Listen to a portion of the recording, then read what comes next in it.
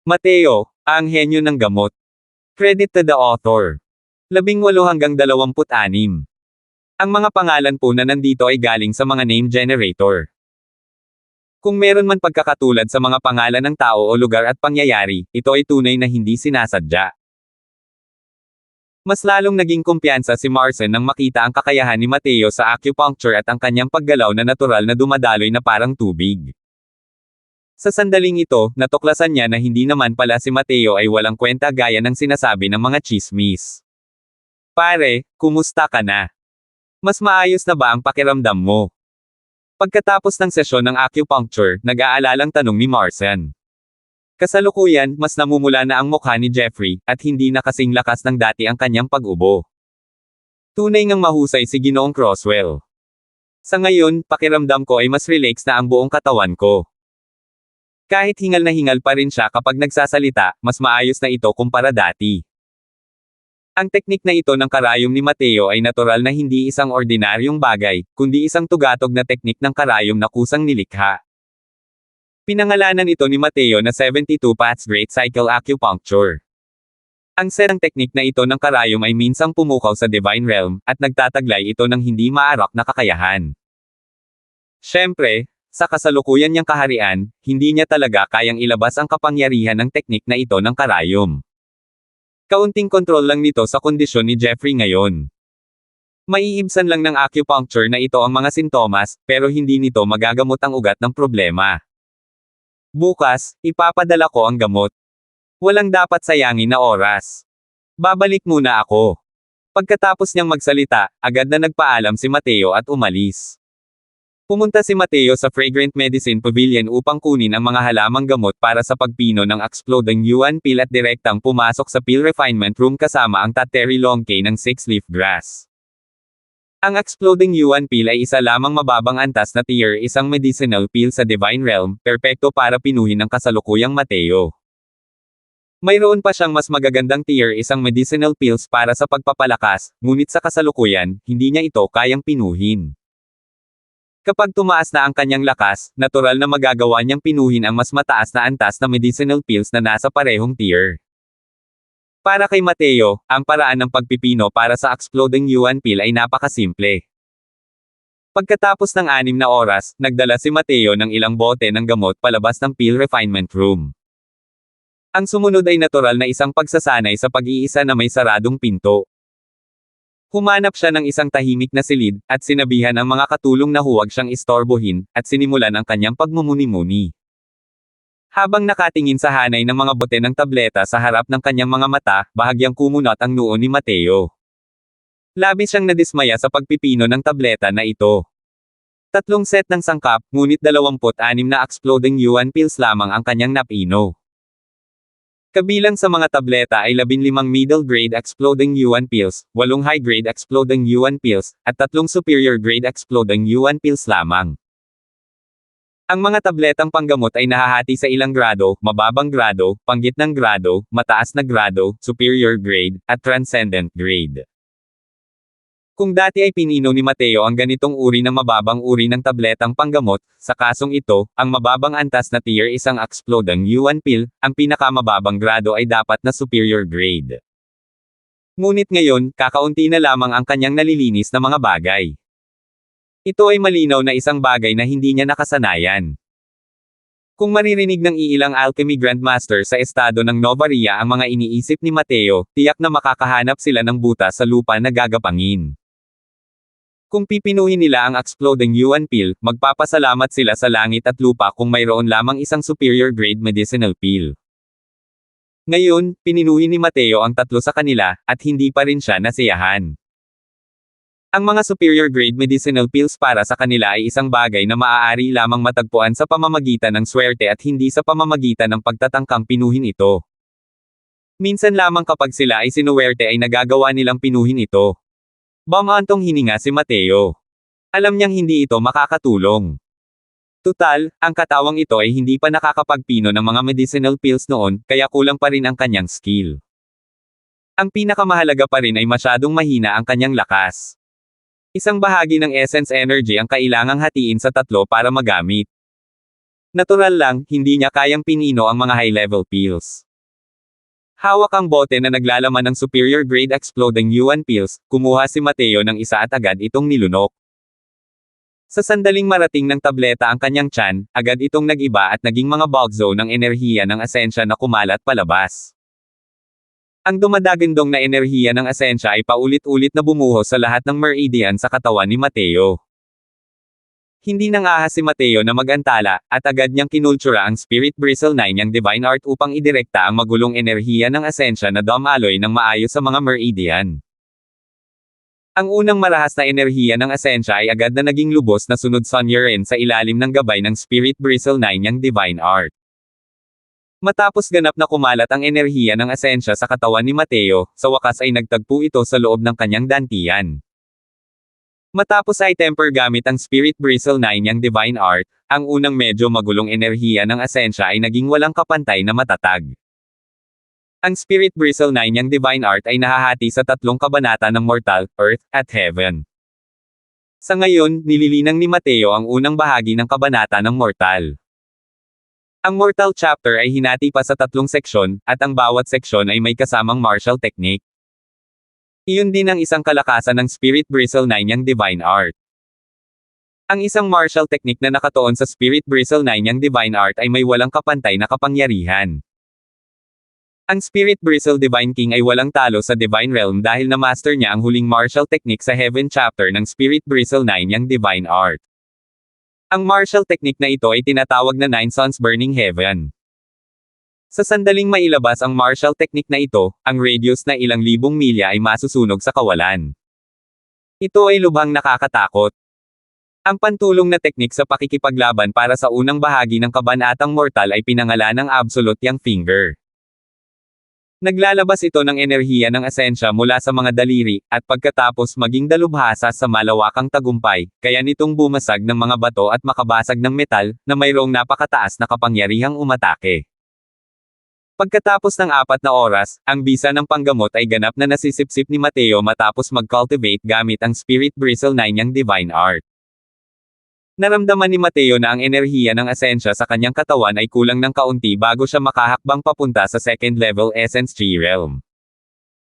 Walang pag-aalinlangan, inihagis ni Mateo ang pangalawang superior grade exploding yuan pill sa kanyang bibig at patuloy na pinapakalma ang essence energy sa kanyang dantian.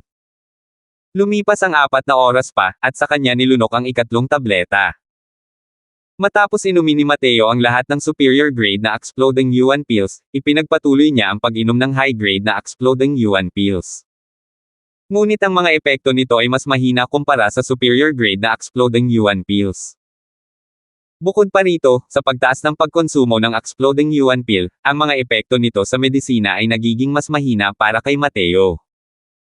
Nang malapit ng magbukang liwayway, naramdaman ni Mateo na bahagyang namaga ang mga meridian at dantian ng kanyang buong katawan, at siya ay nasasaktan. Alam niyang naabot na niya ang pinakamataas na dami ng enerhiya ng asensya na kaya niyang masipsip.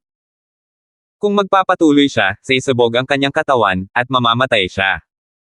Muli, nang suriin ang enerhiya ng asensya ng kanyang katawan, naabot na nito ang tugatog ng third level Essence Tree Realm. Kaunti pa ang kailangan bago tumungo sa 4th level Essence Tree Realm. Sa ngayon, naubos na ni Mateo ang 3 superior grade exploding yuan pills pati na rin ang 6 na high grade exploding yuan pills. Hindi masasabing hindi ito labis-labis. Mula sa 3rd level Essence Tree Realm hanggang sa 4th level Essence Tree Realm, mayroong maliit na hadlang. Sa isang mortal na bansa tulad ng estado ng Novaria, maraming tao ang natigil sa hadlang na ito, at ang ilan ay maaaring hindi kailanman malampasan ito sa kanilang buhay. Pero ang hadlang na ito ay halos wala para kay Mateo. Dahil sa kanyang napakataas na cultivation realm noong nakaraang buhay, ang isang maliit na hadlang sa Essence Tree Realm ay natural na hindi makakapigil sa kanya. Hanggat sapat ang akumulasyon ng enerhiya ng essence, maaaring malampasan ni Mateo ang hangganang ito anumang oras. Ang patuloy na pag-angat sa dalawang maliliit na cultivation realm sa magdamag ay nagpabago sa pundasyon ni Mateo. Dahil sa karanasan ni Mateo, natural lang na hindi niya gagawin ang isang bagay kung saan mas malaki ang mawawala kaysa sa makukuha. Kahit na gusto niya ng lakas, ayaw niyang pawiin ang kanyang pagkauhaw dito nang hindi isinasaalang-alang ang mga kahihinatnan. Sa pamamagitan lamang ng pagpapanatili ng kanyang mga paa na matatag sa lupa ay makakalakad pa siya ng mas malayo. Sa mga sumunod na araw, ang pangunahin niyang misyon ay patatagin ang biglaang pagtaas ng lakas at palakasin ang pundasyon ng kanyang initial stage Essence Tree Realm. Saka lamang niya isasaalang-alang ang paghakbang sa susunod na yugto. Siyempre, dahil nilinang ni Mateo ang Spirit Bristle 9 niyang Divine Art, ang kanyang Essence Energy ay mas makapal at mas dalisay kaysa sa karaniwang third level Essence Tree Realm. Kung may ibang kakain ng Exploding Yuan Pill, isang superior grade Exploding Yuan Pill at dalawang high grade Exploding Yuan Pill ay sapat na para ma-promote ang first level Essence Tree Realm sa third level Essence Tree Realm. Ibig sabihin, sa kasalukuyan, ang enerhiya ng asensya ni Mateo ay 3 beses na mas makapal kaysa sa karaniwang third level Essence Tree Realm. Hindi nakakapagtaka na ang Spirit Bristle Divine King ay may ganitong kapangyarihan. Kung ang isang tao ay maglilinang ng Spirit Bristle 9 niyang Divine Art sa isang napakataas na realm, kahit nasayangin niya ang enerhiya ng asensya, maaari niyang ubusin ang kanyang kalaban hanggang sa mamatay. Kung isasaalang-alang ito ng isang tao, kahit na hindi sapat ang sarili niyang lakas, ang enerhiya ng kanyang asensya ay sapat na upang pinuhin ang middle level tier isang medicinal pill ng isang divine realm. Gabi na. Panahon na para tulungan si Theo Teller na pinuhin ang Ink Jade Heart Returning Pill. Tumayo si Mateo at iniunat ang kanyang katawan, itinulak palabas ang pinto. Pagkalabas niya ng pinto, nakita niya si Laika na umiindayog na parang isang sylph. Ngumiti ang babae at sinabing, "Young Master, lumabas ka na ba sa iyong nakasarang pintong pag-iisa?" Ano? Nasa first level Essence Tree Realm ka na ba? Nakangiting sagot ni Mateo habang hindi namamalayang dumaan ang kanyang mga pandama sa katawan ni Laika. Natuklasan niya na si Laika na sa simula ay walang anumang enerhiya ng asensya ay nasa first level Essence Tree Realm na pala ngayon. Bukod pa rito, isang araw pa lang niya itinuro kay Laika ang Heaven Illusionary Eye Soul. Tumangaw si Laika ng masunurin at nahihiyang nagtanong, "Young Master, masyado ba akong mabagal mag-cultivate?"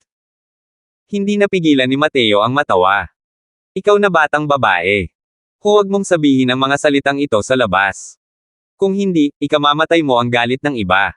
Masyadong mabilis ang bilis ng iyong paglilinang. Napakabilis na ikinahihiya ng lahat sa kanilang kakulangan." Nasa landas pa lang ng paglilinang si Laika at wala siyang lubos na pagkakaintindi sa bilis ng paglilinang. Tuwang-tuwa si Laika nang marinig niya kung paano siya pinupuri ng kanyang batang Panginoon. Talaga? Ibig sabihin ba niyan ay matutulungan ko ang batang Panginoon sa hinaharap? Haha.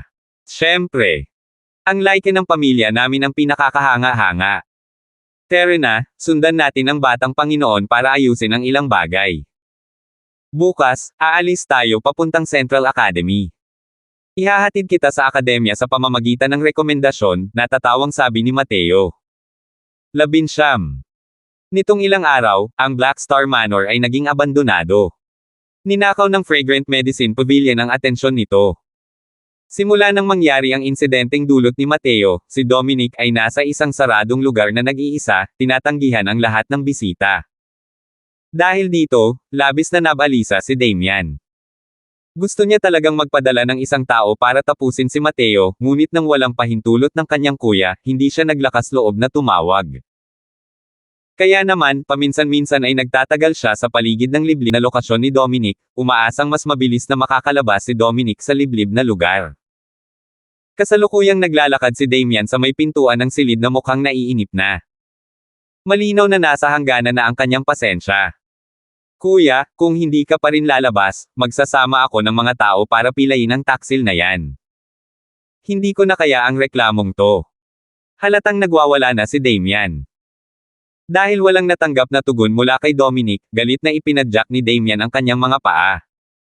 Nang paalis na sana siya, narinig niya ang boses ni Dominic.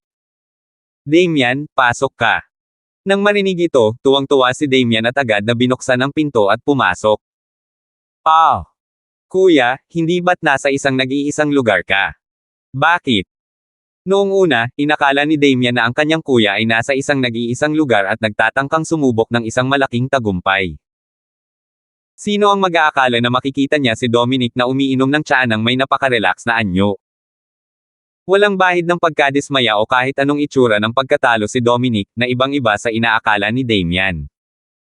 Sa katunayan, puno siya ng sigla at sigla, na parang hindi nangyari ang insidente 2 araw na ang nakalipas. Habang nakatingin na parang nasa kamay niya ang lahat, bahagyang ngumiti si Dominic at sinabing, Damian, ilang beses ko na bang sinabi sa iyo? Kapag may problema ka, huwag kang masyadong mabalisa. Ito ang kabisera. Teritoryo natin ito, teritoryo rin ni Henry. Sa tingin mo ba ay mapapaalis mo si Mateo sa pamamagitan lang ng pagsasama ng mga tao? Maliban na lang kung migil sa paggana ang utak ni Henry. Pero kuya, hindi ko matanggap ang insultong ito. Paano nagpapatuloy ang ating Black Star Manor sa pagpapatakbo sa kabisera matapos sampelan sa mukha ng isang batang basa pa ang tenga? Ganti ni Damian. Ang pagnenegosyo ay tungkol sa pagkakasundo na magdadala ng kayamanan. Kahit na kailangan nating mag-away, dapat itong gawin sa likod ng eksena. Walang saysay na hayagang ipagsapalaran mo ang iyong sarili patungo sa kanilang pintuan maliban sa pagpilit sa Black Star Manor sa isang mas pasibong posisyon. Ito. Kailangan mo lang tumira at tulungan akong pamahalaan ang Black Star Manor. Kung tungkol naman kay Mateo, hindi mo kailangang mag-alala tungkol dyan. Nakagawa na ako ng mga kaayusan. Nagliwanag ang mga mata ni Damian, at mabilis siyang nagtanong, anong klaseng mga kaayusan? Nakangiting sabi ni Dominic, isa lamang siyang batang nasa first level Essence Tree Realm. Bakit natin kailangang personal na kumilos para patayin siya? Ngayong nakabawi na ang kanyang katawan, sa tansya ko ay babalik na siya sa Central Academy sa loob ng 2 araw na ito. Kung sakaling magkaroon siya ng anumang aberya sa daan, wala na itong kinalaman sa atin. Ang intensyon ni Big Brother ay, nagkuha na ako ng isang Mosha Assassin para kumilos. Hindi niya maaaring hindi hawakan ng isang first level Essence Tree Realm brat, diba? Hahaha. Tumawa ng malakas si Damian at napabulalas ng may paghanga, talagang nasa iyo ang sitwasyon. Hangang-hanga ang kuya na ito. Bakit hindi ko naisip ang hakbang na ito? Parang anino na lumilipad ang mga Mosha Assassin. Sa loob ng Tranquil Cloud 10 Nations, mamumutla ang sinumang makakarinig ng pangalang iyon. Kapag kumilos sila, tiyak na hindi makakatakas sa kamatayan ng mabahong batang iyon. CN. Mosha ang pinakanamumukod tangi at pinakamapagkakatiwalaang organisasyon ng pagpatay sa loob ng Tranquil Cloud 10 Nations. Dahil nabigo ang anak kong si Mateo na malason ang batang iyon hanggang sa mamatay, ipapadala ko ulit ang batang iyon sa kanyang landas. Para manggahas na pukawin ako, Dominic, tiyak na pagod na sa buhay ang batang iyon. Lalong nanlamig ang buong personalidad ni Dominic habang binibigkas niya ang mga salitang iyon. Tama iyan. Sino ang nakakaalam kung saan nakuha ng batang yun ang isang hindi kilalang lason? Para maglakas loob na hamanin tayo. Wala talaga siyang ideya kung paano mabuhay mula sa kamatayan. Kung mayroon man siyang lakas, kalimutan mo na lang yan. Pero kailangan lang niyang maging isang basura sa first level Essence Tree Realm. Hindi kailangan ng pagsisikap para maalis siya. Sa paningin ni Damian, si Mateo ay isa ng patay na tao. Tumawa si Dominic na parang wala na siyang interes sa mga bagay-bagay ni Mateo. Sa paningin niya, hindi man lang itinuturing na kalaban si Mateo. Sa pinakamaganda pa, isa lang siyang pulges. Kung ang insidenteng ito ay pinasimula ni Henry sa likod ng mga eksena, matagumpay niya akong nagalit. Sa pagkakataong ito, tiyak na wawasakin ng tuluyan ng ating Black Star Manor ang Fragrant Medicine Pavilion. Gusto kong iwanan siya ng mga kaibigan at kamag-anak ni Henry. Kumuha si Dominic ng isang tabletang panggamot mula sa kanyang manggas at iniabot ito kay Damian. Dahil sa paghihinala, ininom ni Damian ang tableta, ngunit kahit na tinitigan niya ito ng ilang sandali, wala siyang nakitang kakaiba. Hindi lahat ng alchemist ay kayang maabot ang antas ng pag-unawa ni Mateo sa mga epekto ng gamot. Natukoy lamang ni Damian na ito ay isang tabletang katulad ng Essence Tree Pill. Kuya, ito ay. Ang tabletang ito ay tinatawag na Essence Gathering Pill. Ito ay kaparehong uri ng Essence Energy Accumulating Pill tulad ng Essence Tree Pill. Gayunpaman, ang medicinal efficacy ng isang Essence Gathering Pill ay 50% na mas malakas kaysa sa Essence Tree Pill. Ano sa tingin mo ang mangyayari kapag ang ating Black Star Manor ay nagsimulang mag-alok ng malaking supply ng tabletang ito? Hindi na maitago ni Dominic ang pagmamalaki sa kanyang mukha. May malabong ideya si Damian, ngunit hindi niya inakalang magkakaroon ng ganito kalakas na epekto ang essence gathering pill na ito. Matapos makinig sa paliwanag ni Big Brother, nakaramdam ng matinding emosyon ang puso ni Damian. Kapag nailabas na sa merkado ang isang tabletang tulad nito, siguradong kikita ito ng malaki. Kahit na makakatulong ang isang Essence Chi pill sa pagpapalakas, kung sinimulan itong inumin sa first level Essence Chi realm, ang ganitong uri ng tableta ay hindi magkakaroon ng makabuluhang epekto pagkatapos maabot ang 5th level Essence Chi realm, lalo na sa 6th level Essence Chi realm. Pero kung papalitan ng tao ang Essence Chi pill ng Essence Gathering pill at sisimulan itong inumin sa first level Essence Chi realm, nangangahulugan ito na ang cultivation speed ng isang tao ay magiging mas mabilis kaysa sa iba ng 50%. Para sa mga henyo mula sa malalaking pamilya, ito ay isang bagay na pangarap lamang nila. Mahalaga ang bawat minuto at segundo sa martial path. Sa pagtaas ng pagtanda ng buto, unti-unting nauubos ang potensyal ng katawan ng tao. Sa makatuwid, ang oras na magagamit para lumakas ay magiging lubhang limitado. Kaya, natural na nangangahulugan ito na ang sinumang maaaring mag-cultivate sa mas mataas na kaharian noong sila ay bata pa at maaaring maglakad pa sa martial path. Ang pagtingin sa mga bagay-bagay mula sa pananaw na ito ay nagpapakita ng pambihirang kahalagahan ng isang Essence Gathering pill. Kuya, magkano ang halaga ng Essence Gathering pill na ito? Bilang isang alchemist, hindi tanga si Damian. Agad niyang itinanong ang mahalagang tanong.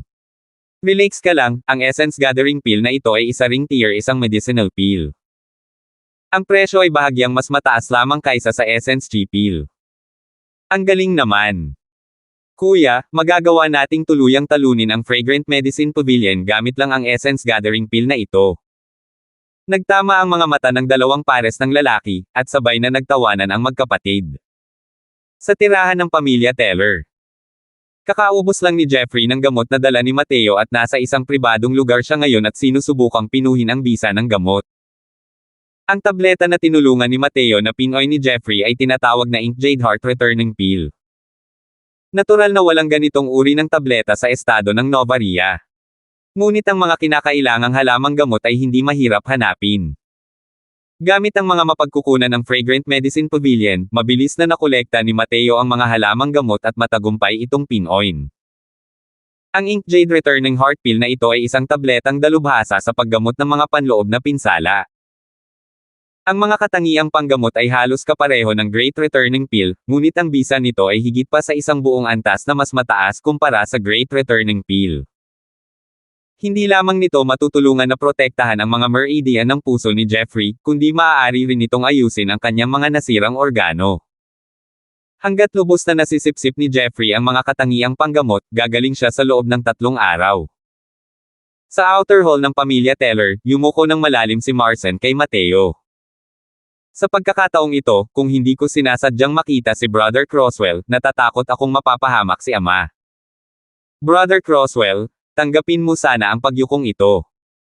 Pinigilan si Marcen gamit ang kanyang mga kamay, ngumiti si Mateo at saka sinabing, hindi mo kailangang maging magalang, Kuya Teller.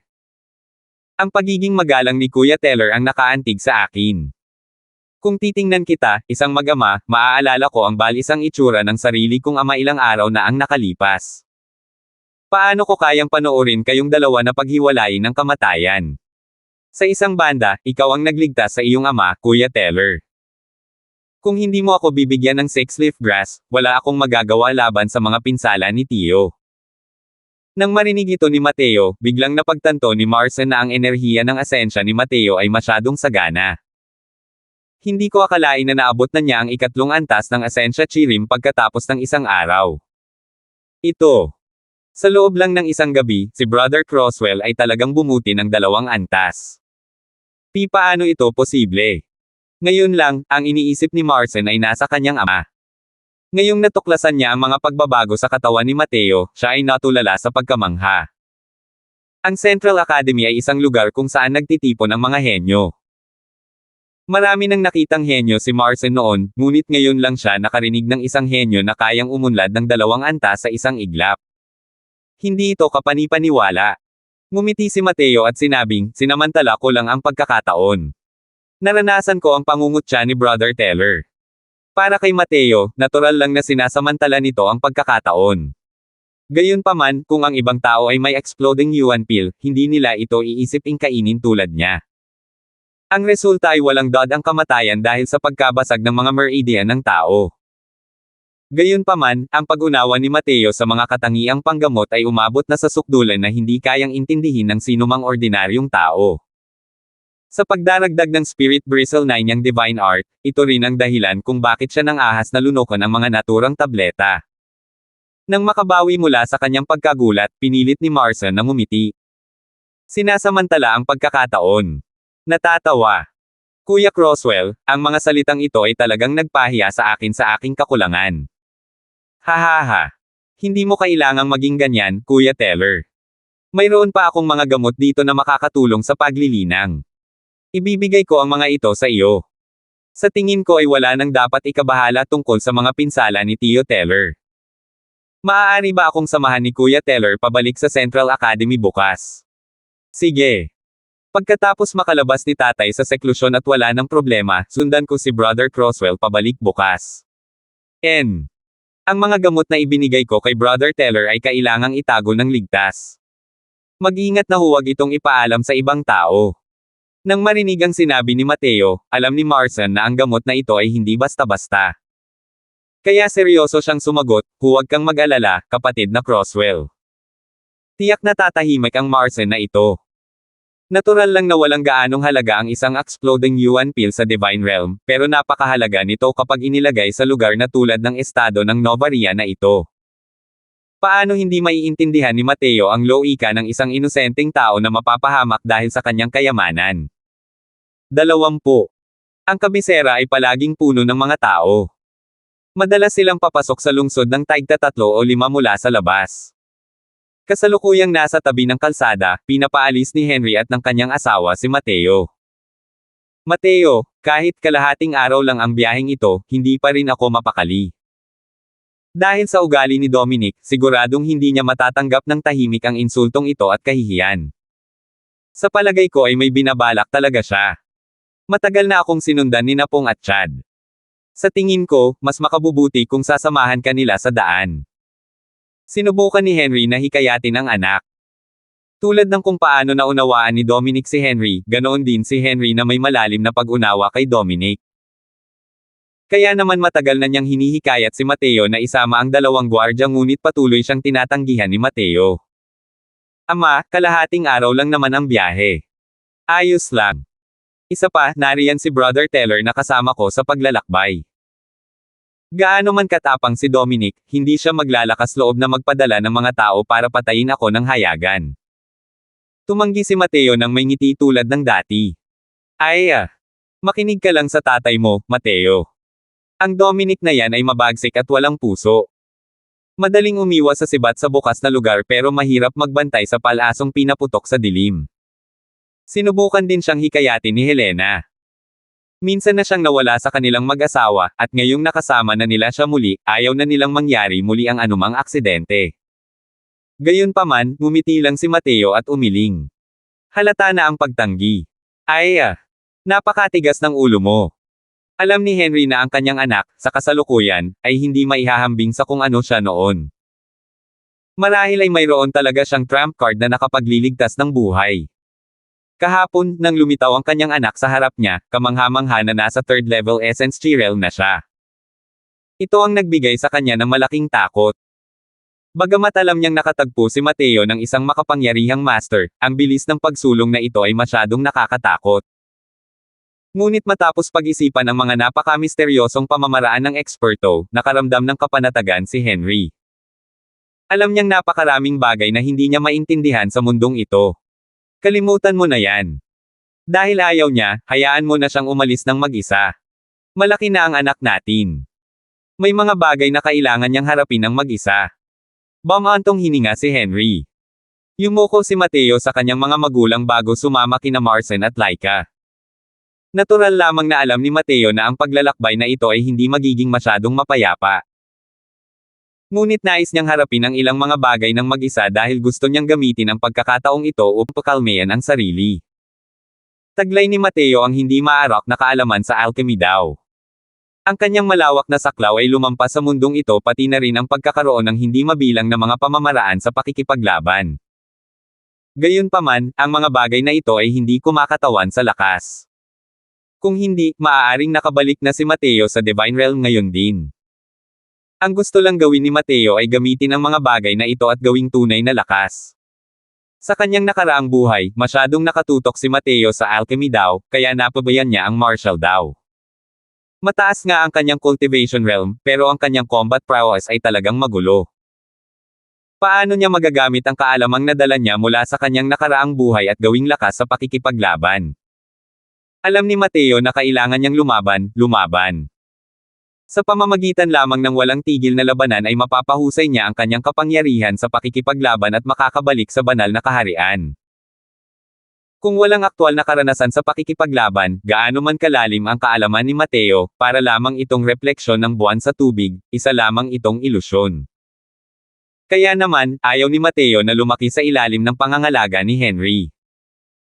Kaya naman pinili niyang bumalik sa Central Academy upang makipagkompetensya sa ibang mga henyo. Gaya ng inilarawan ni Mateo kay Jeffrey Teller, ang Central Academy ay hindi isang utopia. Sa kabaligtaran, ang kompetisyon sa loob ay medyo malupit. At sa pagbabalik na ito sa akademya, ito ang unang pagkakataon na haharapin ni Mateo ang hamong ito. Ang Central Academy ay hindi matatagpuan sa loob ng kabisera, kundi, matatagpuan 100 milya sa hilaga ng kabisera. Ang lugar ay malapit sa Endless Forest. Isang magandang lugar para pasiglahin ang mga henyo. Hindi nagmadaling bumalik sa akademya sina Mateo at ang kanyang grupo. Sa halip, marahan silang sumakay sa kanilang mga kabayo. Sige, hindi ko pa rin binabati si Brother Teller sa pagtungo sa 5th level Essence Tree Realm. Sa simula, si Marcin ay nasa tugatog ng ika-4 na antas. Ngayong nakuha na niya ang exploding yuan pill ni Mateo, mas mabuting maghanap na lang siya ng bato para magpakamatay kung hindi pa rin siya makakaakyat sa ika-5 antas. Hindi. Lahat ng ito ay dahil sa exploding yuan pill ni Brother Crosswell. Ang exploding yuan pill ay tunay ngang mahimalang. Hindi ko akalain na ang enerhiya ng asensya na nakapaloob dito ay ilang beses na mas malaki kaysa sa Essence Tree pill. Isa lang ang nakin ko at madali ko itong nalampasan. Hanggang ngayon, inaalala pa rin ni Marcin ang lasa ng marahas na enerhiya ng asensya, iniisip sa sarili na ang pagtaas ng antas ng cultivation ay hindi inaasahang madali. Bukod pa rito, dahil kinain niya ang exploding yuan pill, naintindihan niya kung bakit nakakapagangat ng 2 ranggo si Mateo sa isang iglap. Ang hindi niya alam ay nakainom na si Mateo ng exploding yuan pills na may pinakamagandang kalidad. Bukod pa rito, ang dami ng nainom niya ay ilang beses na niyang nainom. Ang mga tabletang iyon ay sapat na para makapag-cultivate siya hanggang sa 6th level Essence Tree Realm. Ang bawat yugto sa loob ng Essence Tree Realm ay hindi kasing simple ng 1+1 na katumbas ng 2. Habang tumataas ang iyong realm, mas malaki ang dami ng essence energy na kailangan. Bukod pa rito, tumataas ito ng maraming beses. Ang dami ng essence energy na kailangan para makapunta mula sa ika-5 antas hanggang sa ika-6 na antas ay halos katumbas ng kabuuang essence energy na kailangan para sa unang antas hanggang sa ika-5 antas. Gayunpaman, ang napakalaking essence energy ay sapat lamang para kay Mateo upang makapag-cultivate hanggang sa ika-3 antas. Hahaha. Isang inosenteng lalaki ang mapapahamak dahil sa kanyang kayamanan. Pagkatapos bumalik ni Brother Teller sa akademya, mag-ingat na huwag ibunyag ang exploding yuan pill. Kung hindi, ang mga kahihinatnan ay hindi matiis. May kumpiyansa si Dominic na pabagsakin ang Fragrant Medicine Pavilion gamit lamang ang Essence Gathering Pills, ngunit ang mga nakapagpapagaling na epekto ng exploding yuan pill na ito ay mas malakas pa kaysa sa Essence Gathering Pill. Kapag nalantad ito, tiyak na magdudulot ito ng madugong labanan. Noong nakaraang buhay ni Mateo, matagal siyang nasa mataas na posisyon. Bukod sa ambisyoso at taksil na iyon, tiwala siyang may kakayahan siyang humatol sa mga tao. Si Marcin ay may kapuri per kabanalan sa ama at tiyak na hindi isang kasuklam-suklam na mananakit. Bukod pa rito, nakita niya ang malaking bahagi ng kanyang sarili kay Marcin kaya naman ipinakita niya ang kanyang pagpapahalaga sa kanyang talento sa pamamagitan ng pagbibigay dito ng exploding yuan pill. Siyempre, hindi naman walang makasariling intensyon si Mateo. Ang isang mabuting tao ay may tatlong katulong. Pagkatapos bumalik ni Mateo sa akademya, hindi niya kayang personal na asikasuhin ang bawat problemang makakaharap niya. Kung mayroon siyang ilang mabubuting kaibigan, mas magiging madali ang mga bagay-bagay. Huwag kang mag-alala, Kuya Croswell. Hindi si Marcin ang taong hindi marunong maghiwalay ng mabuti at masama. Alam ko rin ang malaking implikasyon ng exploding yuan pill na ito at hindi ko ito ihahayag sa iba. Patawarin mo si Marcin sa pagiging matapang, ngunit dahil may ganitong kakayahan si Kuya Croswell, bakit kailangan pang pumasok sa Central Academy? Hindi tanga si Marcin. Bagamat isang sulok lang ng malaking bato ng yelo ang nakikita niya, lubos siyang sigurado na ang pamantayan ng alchemy daw ni Mateo ay lubusan ng nalampasan ang kasalukuyang pamantayan sa estado ng Novaria. Hindi ba't hindi naman kailangang lumipat sa Central Academy? Gayunpaman, may ilang mga bagay na hindi niya komportableng sabihin, dahil sa takot na baka hindi maintindihan ni Mateo. Doon kaya natutunan ni Mateo ang lahat ng ito. Kahit pa ang walang pangalang gamot na ginamit sa paggamot ng kanyang ama o ang exploding yuan pill na taglay ni Mateo, lahat ng iyon ay hindi kayang pinuhin ni Henry. Gayunpaman, hinayaan na lamang niya ang lahat ng mga hinalang ito na manatili sa kanyang sikmura. Maliban na lang kung si Mateo ang magkusang magsabi sa kanya, hindi siya lalabag sa kanyang mga hangganan. Ang Central Academy ay isang lugar pa rin kung saan nagtitipon ang mga piling tao ng estado ng Novaria. Isang lugar kung saan nagtatagpo ang hangin at ang mga ulap. Paano ko, Mateo, palalampasan ang pagkakataong ito? Hahaha. Sa palagay ko, ang mga tinatawag na elite at henyo, lahat sila ay mga manok na luwad at asong palayok kung ikukumpara kay Brother Croswell. Umiling si Mateo at sumagot, hindi maaaring maliitin ang mga bayani sa ilalim ng kalangitan. Sa tingin ko ay nahulaan mo na, ngunit nitong mga nakaraang araw, nagkaroon ako ng isang maswerteng engkwentro, kaya naman napakalaki ng aking mga pagbabago. Gayunpaman, ang aking lakas ay masyadong mahina pa rin. Ang isang henyo na hindi kayang lumakas ay magiging tontongan lamang para sa iba. Tumanggaw si Marcin, bahagyang naunawaan ang dahilan kung bakit gustong pumunta ni Mateo sa Central Academy, at kasabay nito, puno siya ng paghanga kay Mateo. Hindi na kailangang sabihin pa na ang maswerteng engkwentro ni Mateo ay talagang pambihira. Ngunit para hindi maging mayabang o padalos-dalos si Mateo at manatiling malayo sa kanyang posisyon, talagang mahirap itong makamit. Sa mga henyo sa akademya, sino sa kanila ang walang lumalaking mata sa ibabaw ng kanilang mga ulo?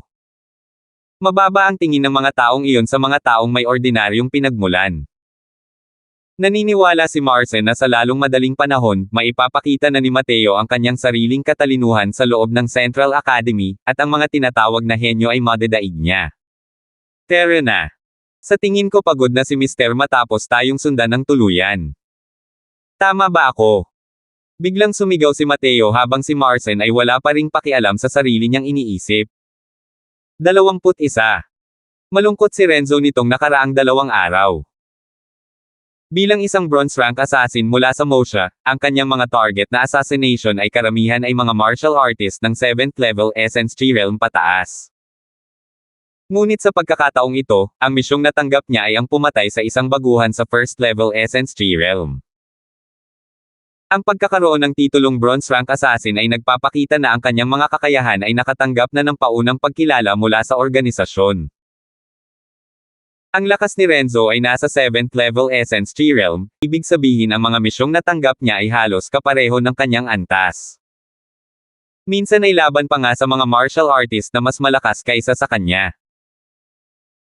Ang paghiling sa kanya na patayin ang isang baguhan sa 1st level Essence Tree Realm ay isang uri lamang ng kahihiyan para sa kanya.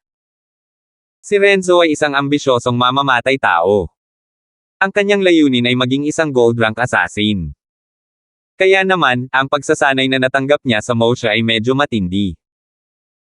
Pagtatago, pagbabalat kayo ng anyo, at isang tama lang ang tiyak na pagpatay. Pinag-aralan niya ang lahat ng ito ng masigasig kaya naman mabilis din lumakas ang kanyang lakas. Upang mapasigla ang kanyang potensyal, madalas na tinatanggap ni Renzo ang mga mahihirap na misyon. May pagkakataon pa nga na tinanggap niya ang isang misyon na patayin ang isang target sa 9th level Essence Tree Realm na halos hindi niya matapos ng maayos.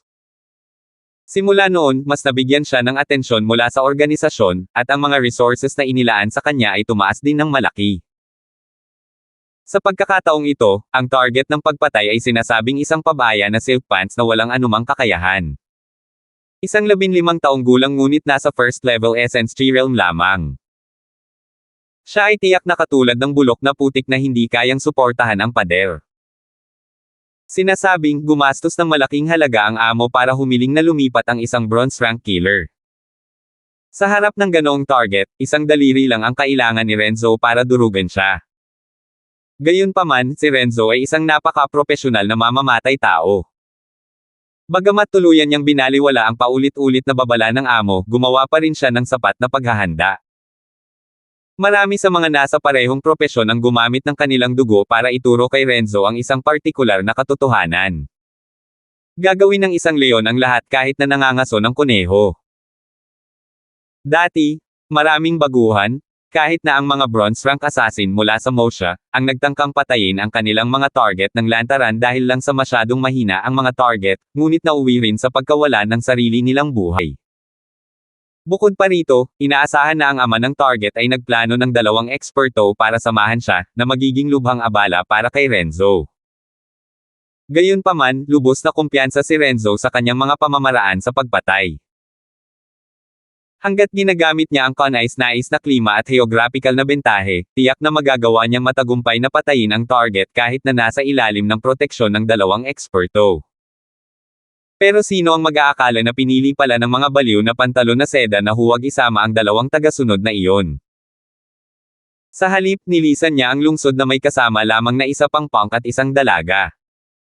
Hihihi. Dahil hinahanap mo ang kamatayan, hindi ako magpipigil. Si Renzo na nakatingin mula sa malayo ay sa sobrang tuwa na halos tumalon ang kanyang puso. Pagkatapos umalis sa lungsod, sinundan ni Renzo ang 3 mula sa malayo, nang walang anumang balak na kumilos. Sinuri na niya ang ruta mula sa kabisera patungo sa Central Academy at mayroon na siyang naisip na lugar kung saan siya aatake. Tila hindi nababalisa ang 3 taong ito. Nagpahinga sila habang ninanamnam ang tanawin. Ha, magsaya pa kayo ng kaunti. Tutal, ito na ang huling kasiyahang mararanasan ninyo sa buhay. Malamig na tumawa si Renzo sa kanyang puso. Dahil malapit na silang makarating sa Central Academy, umikot si Renzo at nauna sa kanila, at pagkatapos ay nag-ambush sa mabatong lupain. Matagal na niyang itinakda na ito ang pinakamagandang lokasyon para sa kanya upang sumalakay. Dito, ang mga bato ay bumuo ng isang hindi pantay na lupain na kapaki-pakinabang para sa pagtatago ng kanyang sarili. Handa siyang patayin si Mateo sa isang suntok lamang. Nang papasok na sana sina Mateo at ang kanyang mga kasama sa kanyang tiyak na saklaw ng pagpatay, huminto silang 3, naiwan si Renzo na tulala. Tara na. Sa tingin ko pagod na si Mr. matapos tayong sundan ng tuluyan. Tama ba ako? Unti-unting pumasok sa pandinig ni Renzo ang mga salita ni Mateo. Walang sumagot. Ang batang ito. Nanghuhula lang ba siya? Niloloko mo ba akong lumabas? Hihihi. Iyon siguro yun. Pero tila minamaliit niya ang batang ito. Hindi niya akalain na nahulaan niya pala na may magpapadala ng mga tao rito para patayin siya. Dahil nagawa naman itong hulaan ni Mateo, bakit hindi siya nagdala ng mga tagasunod? Maliban na lang kung matagal na silang sinusundan ng 2 tagasunod na iyon, at kahit siya mismo ay hindi ito natuklasan. Pero paano naging posible iyon? Halos kasanlakas niya ang 2 tagasunod na iyon.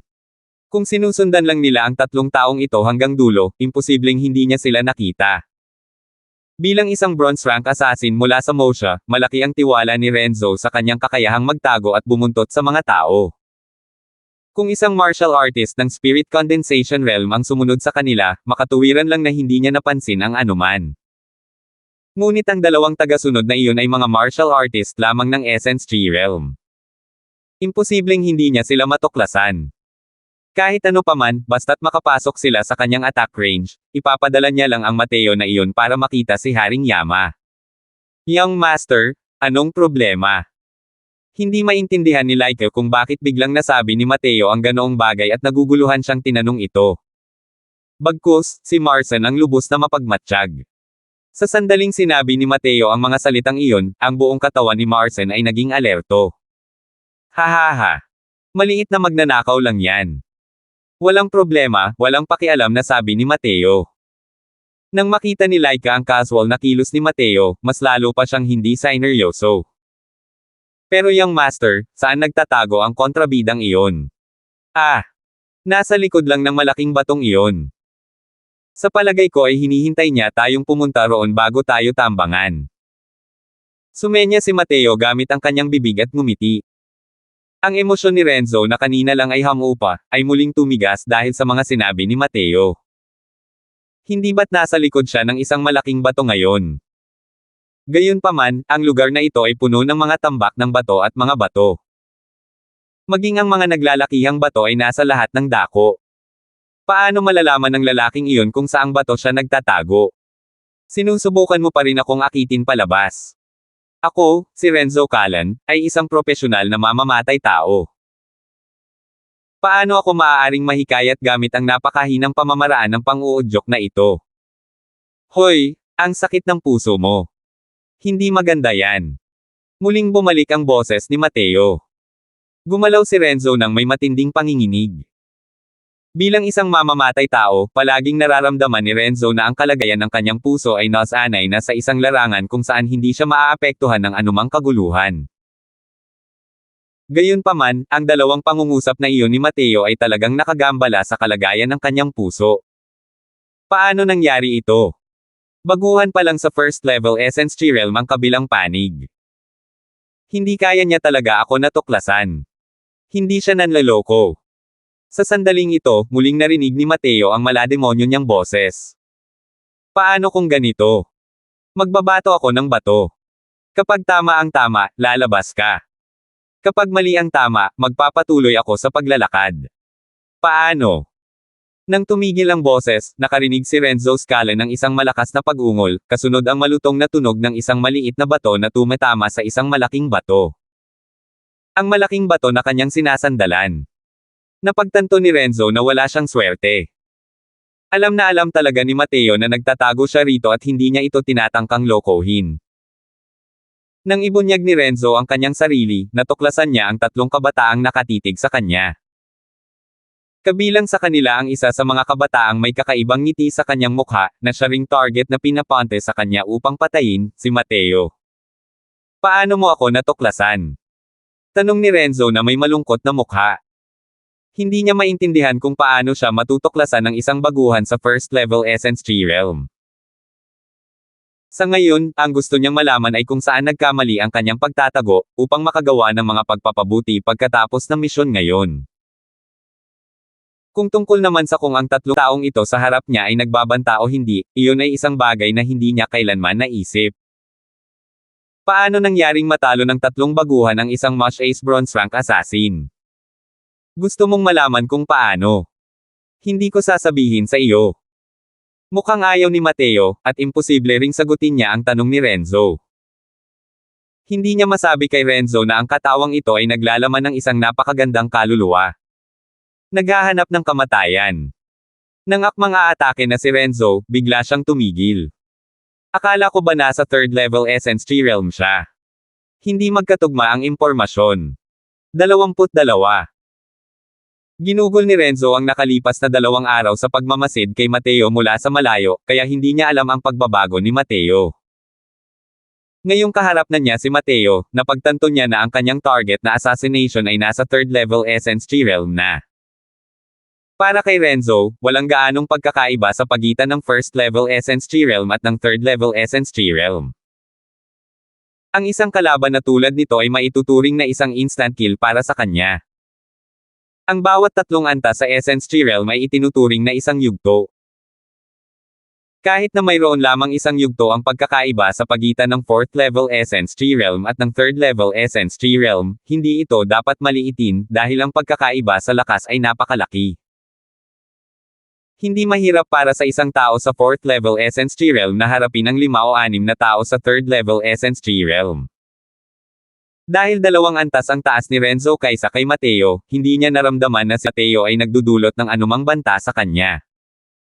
Ang nagpaduda kay Renzo ay kung mali ba ang impormasyon ng amo, o ang binatang ito na nasa harap niya na masyadong halimaw. Mas pipiliin ni Renzo na paniwalaan ang nauna. Tutal, 2 hanggang 3 araw pa lang ang nakalipas simula nang ilabas ang misyon. Para magsanay mula sa first level Essence Chi Realm patungo sa third level Essence Chi Realm sa loob ng 2 hanggang 3 araw. Biro ba ito? Kapatid na Crosswell, napakahirap pakisamahan ng taong ito. Maya-maya, ipagpapaliban ko siya. Dali-dali kayong umalis ni Laika. Mga 10 milya lang ang layo ng akademya mula rito. Dali-dali kayong humingi ng tulong. Hawak ang kanyang espada, pumwesto si Marcin sa harap ni Mateo at Laika. Ramdam niya ang balak na pumatay na nagmumula kay Renzo, ngunit hindi niya makita ang mga kakayahan ni Renzo. Alam niya na sa pagkakataong ito, nakatagpo sila ng isang matigas na karakter. Hindi lamang iniligtas ni Mateo ang buhay ni Jeffrey, kundi binigyan din niya ito ng isang mataas na antas ng gamot. Masasabing malaki ang utang na loob ni Marcin kay Mateo. Ang ginagawa ngayon ni Marcin ay isakripisyo ang kanyang buhay upang mabayaran ang utang. Bagamat isa ring henyong estudyante si Marcin mula sa Central Academy, kung ikukumpara kay Renzo Scala na dumaan sa daan-daang labanan, maging ito man ay lakas o karanasan, siya ay masyadong kulang. Ang pananatili ay natural na nangangahulugan ng tiyak na kamatayan. Sa kanilang tatlo, si Marcin ang pinakamalakas. Kaya naman, hindi siya nagatubiling mapansin. Nang makita ang hitsura ni Marcin na parang makakaharap niya ang isang matinding kalaban, nagsimulang kabahan si Laika. Young Master, tumakas ka muna. Kami ni Kuya Tang ang bahala sa iyong pag-address. Nang makita ni Mateo si Laika na nakatayo sa harap niya, hindi niya napigil ang matawa. Ulol na babae, ano ang magagawa mo kung mananatili ka lang? Umalis ka na. Hindi pwede. Hindi ako kikilos. Matigas na sabi ni Laika. Nakakatawa ang nakita ni Mateo sa mga kilos ni Marcin at Laika, pero labis naman itong naantig sa kanyang puso. Makikita lamang ang tunay na nararamdaman sa panahon ng krisis. Ang mga kilos ni Laika ay nasa loob ng inaasahan ni Mateo. Gayunpaman, ilang araw pa lamang niya nakilala si Marcin. Kahit na nailigtas niya ang ama ni Marcin at binigyan ito ng exploding yuan pill, ang isang taong walang determinasyon ay matagal nang tatakas para sa kanyang buhay. Kailangang malaman ng isa, gamit ang lakas ni Renzo, nang walang anumang aksidente, walang dad ang mamamatay silang tatlo. Hahaha. Nakakaantig na eksena. Mateo, ayos lang kung hindi ka nalang magsalita. Pero mukhang kaakit-akit ang binibining ito, maya-maya. Tumawa ng malakas si Renzo. Sa puntong ito, tiwala si Renzo na tiyak na nakapaglinang ng ilang teknik si Mateo, o mayroon siyang kayamanan, kaya naman natagpuan ni Mateo ang kanyang lokasyon. Ang ganitong pamamaraan o kahit isang kayamanan na tulad niyan ay lubhang kapaki-pakinabang sa kanya. Kaya naman naramdaman niya na anuman ang mangyari, kailangan niyang pilitin na ilabas ang sagot. Isa pa, nakakaakit talaga si Laika. Bakit niya naman pala papakawalan ang pagkakataong ito? Lumayo kayo. Itinulak ni Mateo sina Laika at Marcin sa tabi at tumayo sa harap. May ngiti pa rin siya sa mukha, pero ngayon, ang ngiting iyon ay naging napakalamig. Isang hindi maipaliwanag na lamig ang biglang pumuno sa kanyang puso. Nanginig si Renzo dahil dito. Ano ang nangyayari? Nakapatay na si Renzo nang hindi bababa sa 100, kung hindi man 80 tao. Sa simula ay mayroon na siyang malamig na hangin sa paligid ng kanyang katawan. Kahit na isang martial artist ng Spirit Condensation Realm ang tumayo sa harap niya ngayon, imposibleng mapang-anga siya. Ngunit nang kaharap niya ang batang ito sa third level Essence Chi Realm, talagang nakaramdam siya ng kilabot. Pakiramdam ni Renzo ay napaka-abnormal ng lahat ng nangyari ngayon. Isa raw itong misyon na walang duda, simple lang. Bakit naging kakaiba ang mga bagay-bagay? Wala tayong hinanakit noong una. Noong una, gusto ko lang subukan ang mga bagay-bagay kasama ka dahil tinutulungan mo ang iba na maiwasan ang kapahamakan sa pamamagitan ng pagkuha ng pera nila. Pero dahil may kutob ka tungkol kay Laika, huwag mo akong sisihin sa pagkital ng buhay mo. Ang mga salita ni Mateo ay nagpakita ng matinding lamig. Sa puntong ito, nakalunok si Mateo ng isang medicinal pill. Isang bagay na pinagbuti niya bago umalis. Dahil alam niyang mapanganib ang paglalakbay na ito, natural lang na hindi magiging handa si Mateo. Ang medicinal pill na ito ay pinangalanang 5-element spirit link pill. Ito ay pinino gamit ang mga medicinal herbs na may 5 magkakaibang katangian, metal, kahoy, tubig, apoy, at lupa. Ang isang essence cereal martial artist, pagkatapos itong kainin, ay maaaring direktang magpataas ng kanilang lakas ng isang buong yugto sa loob ng isang takdang panahon. Hahaha. Nakakatawa ito. Gusto kong makita kung paano ko kayang patayin ng isang batang tulad mo sa 3rd level essence realm. Ang emosyon ni Renzo ay hindi kasing kalma nang ipinapakita niya sa kanyang mukha ngayon. Sa totoo lang, ginamit niya lamang ang mga salitang ito upang palakasin ang loob ng kanyang sarili, upang itaboy ang anino na bumabalot sa kanyang puso. Sa sandaling ito, nakakadiri. Nawala sa kaluban ang espada ni Renzo. Bilang isang mamamatay tao, gagawin ni Renzo ang lahat para patayin ang kanyang kalaban. Walang nagsabing hindi ka maaaring gumawa ng palihim na pag-atake sa isang harapang labanan. Ilang sandali lang ang nakalipas, nagsasalita at tumatawa pa rin si Renzo, at sa sumunod na sandali, ang kanyang espada ay nakaabot na sa harap ni Mateo. Kapatid na Crosswell, batang Panginoon, mag-ingat ka. Sabay na sigaw ni na Marcin at Laika. Gayunpaman, ang kanilang mga sigaw ay hindi mas mabilis kaysa sa espada ni Renzo. Nang sila ay tumugon, ang espada ni Renzo ay tumagos na sa katawan ni Mateo. Batang guro. Kuya Crosswell. Habang nakatingin sa eksenang ito, sina Marcin at Laika ay napaiyak ng nakakadurog ng puso. Pakiramdam ni Renzo ay may mali. Halatang tumagos ang espada niya sa katawan ni Mateo, pero bakit walang naramdaman ang kamay niya? Ang dahilan kung bakit mabilis na hinugot ni Renzo ang kanyang espada ay hindi lamang dahil sa siya ay maingat, kundi dahil din sa lalong tumitindi ang pagkabalisa sa kanyang puso. Pinanood niya si Mateo habang nilulunok ang gamot na iyon. Bagamat hindi siya naniniwala na kayang takutin siya ni Mateo sa pamamagitan lamang ng pagkain ng ilang tableta, bilang isang taong laging maingat, hindi siya nag-atubiling bumunot ng kanyang espada. Tanging isang patay na tao lamang ang makakapagpapahinga sa isang tao. Gayunpaman, malinaw na pinatay niya si Mateo. Pero bakit naroon pa rin ang masamang pakiramdam na ito sa kanyang puso?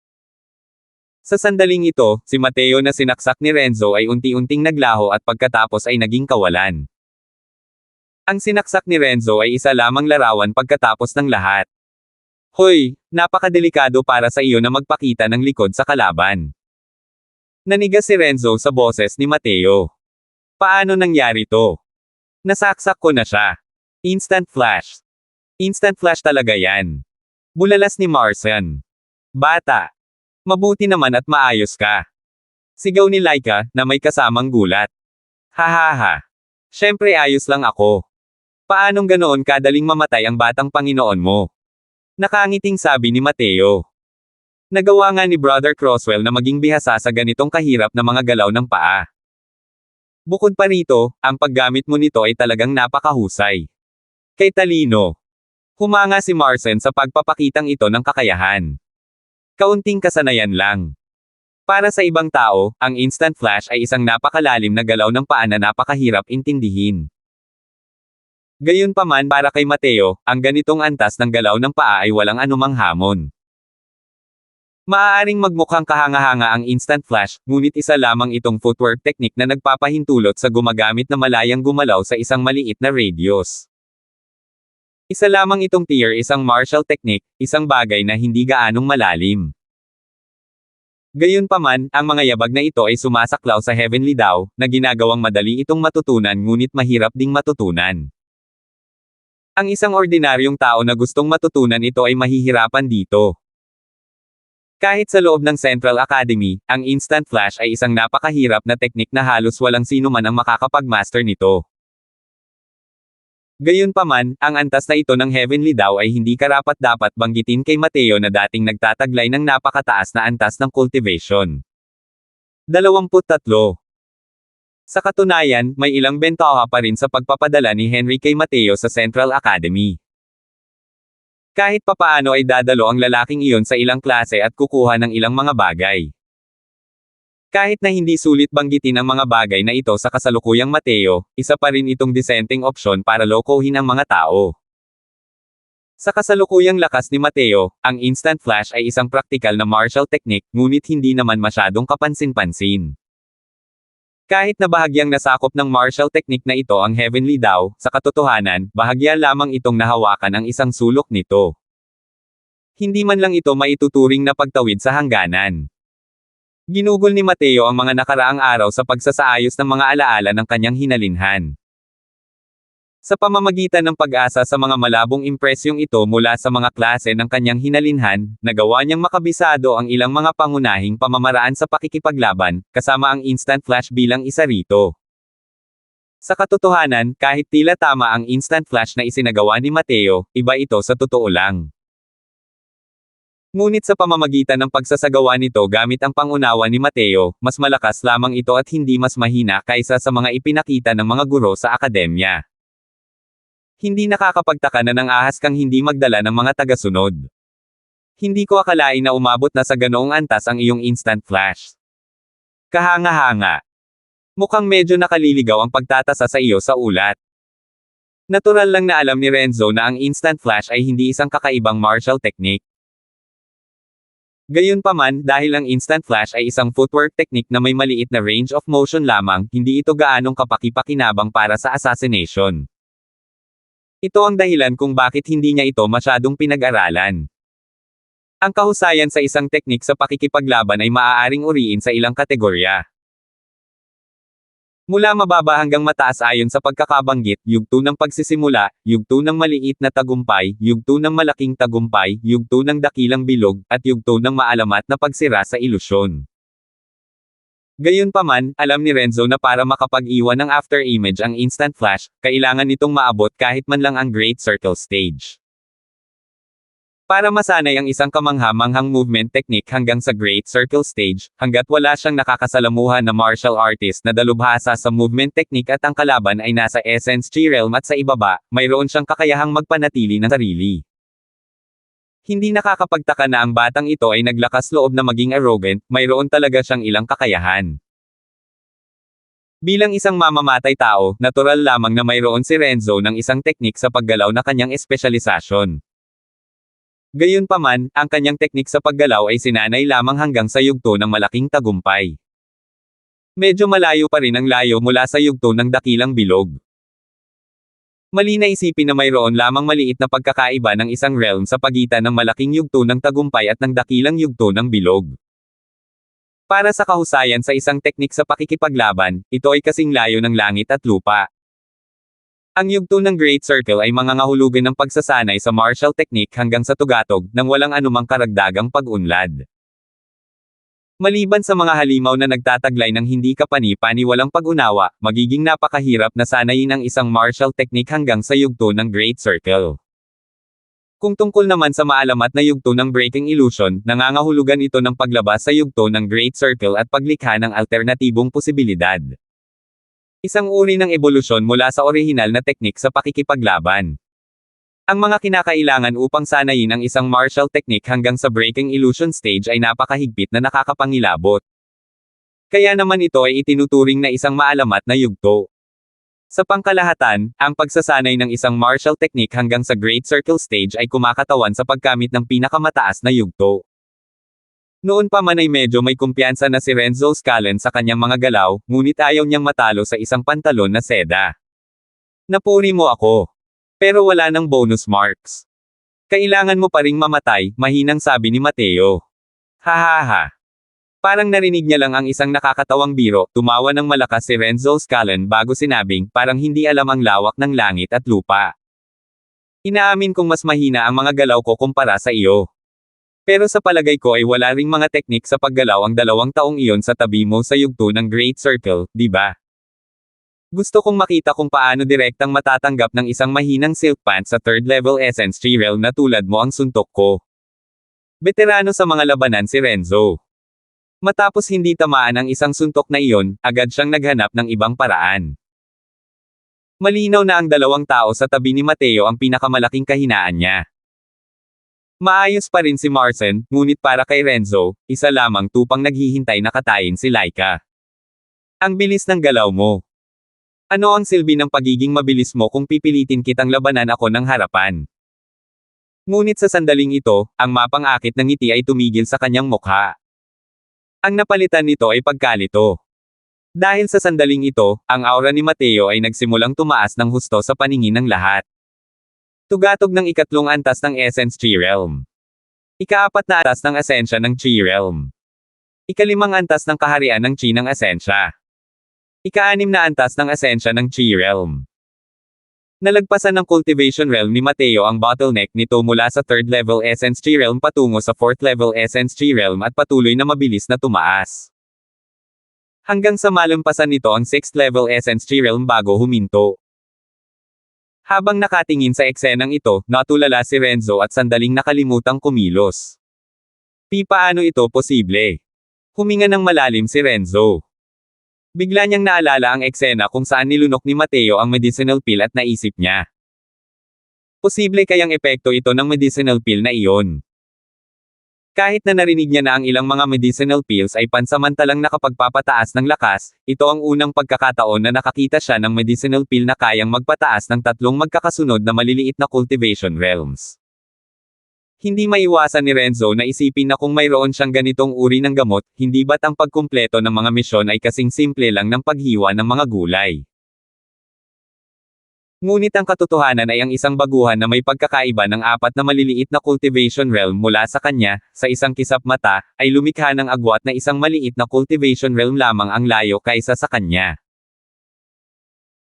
Bagamat hindi magkapantay ang 6th level Essence Chi Realm at ang 7th level Essence Chi Realm, walang duda, mayroon ngang kapital si Mateo para makipaglaban sa kanya ngayon.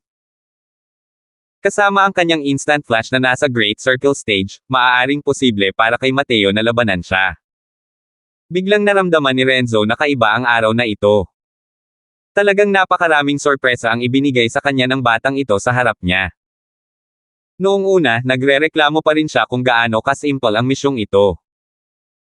Ngayon, hindi niya maiwasang magsisi na tinanggap niya ang misyong ito. Gayunpaman, anuman ang mangyari, kailangang tapusin ang misyon. Kung hindi, malamang na mawawala sa kanya ang katayuang pinaghirapan niya makamit sa Mosha.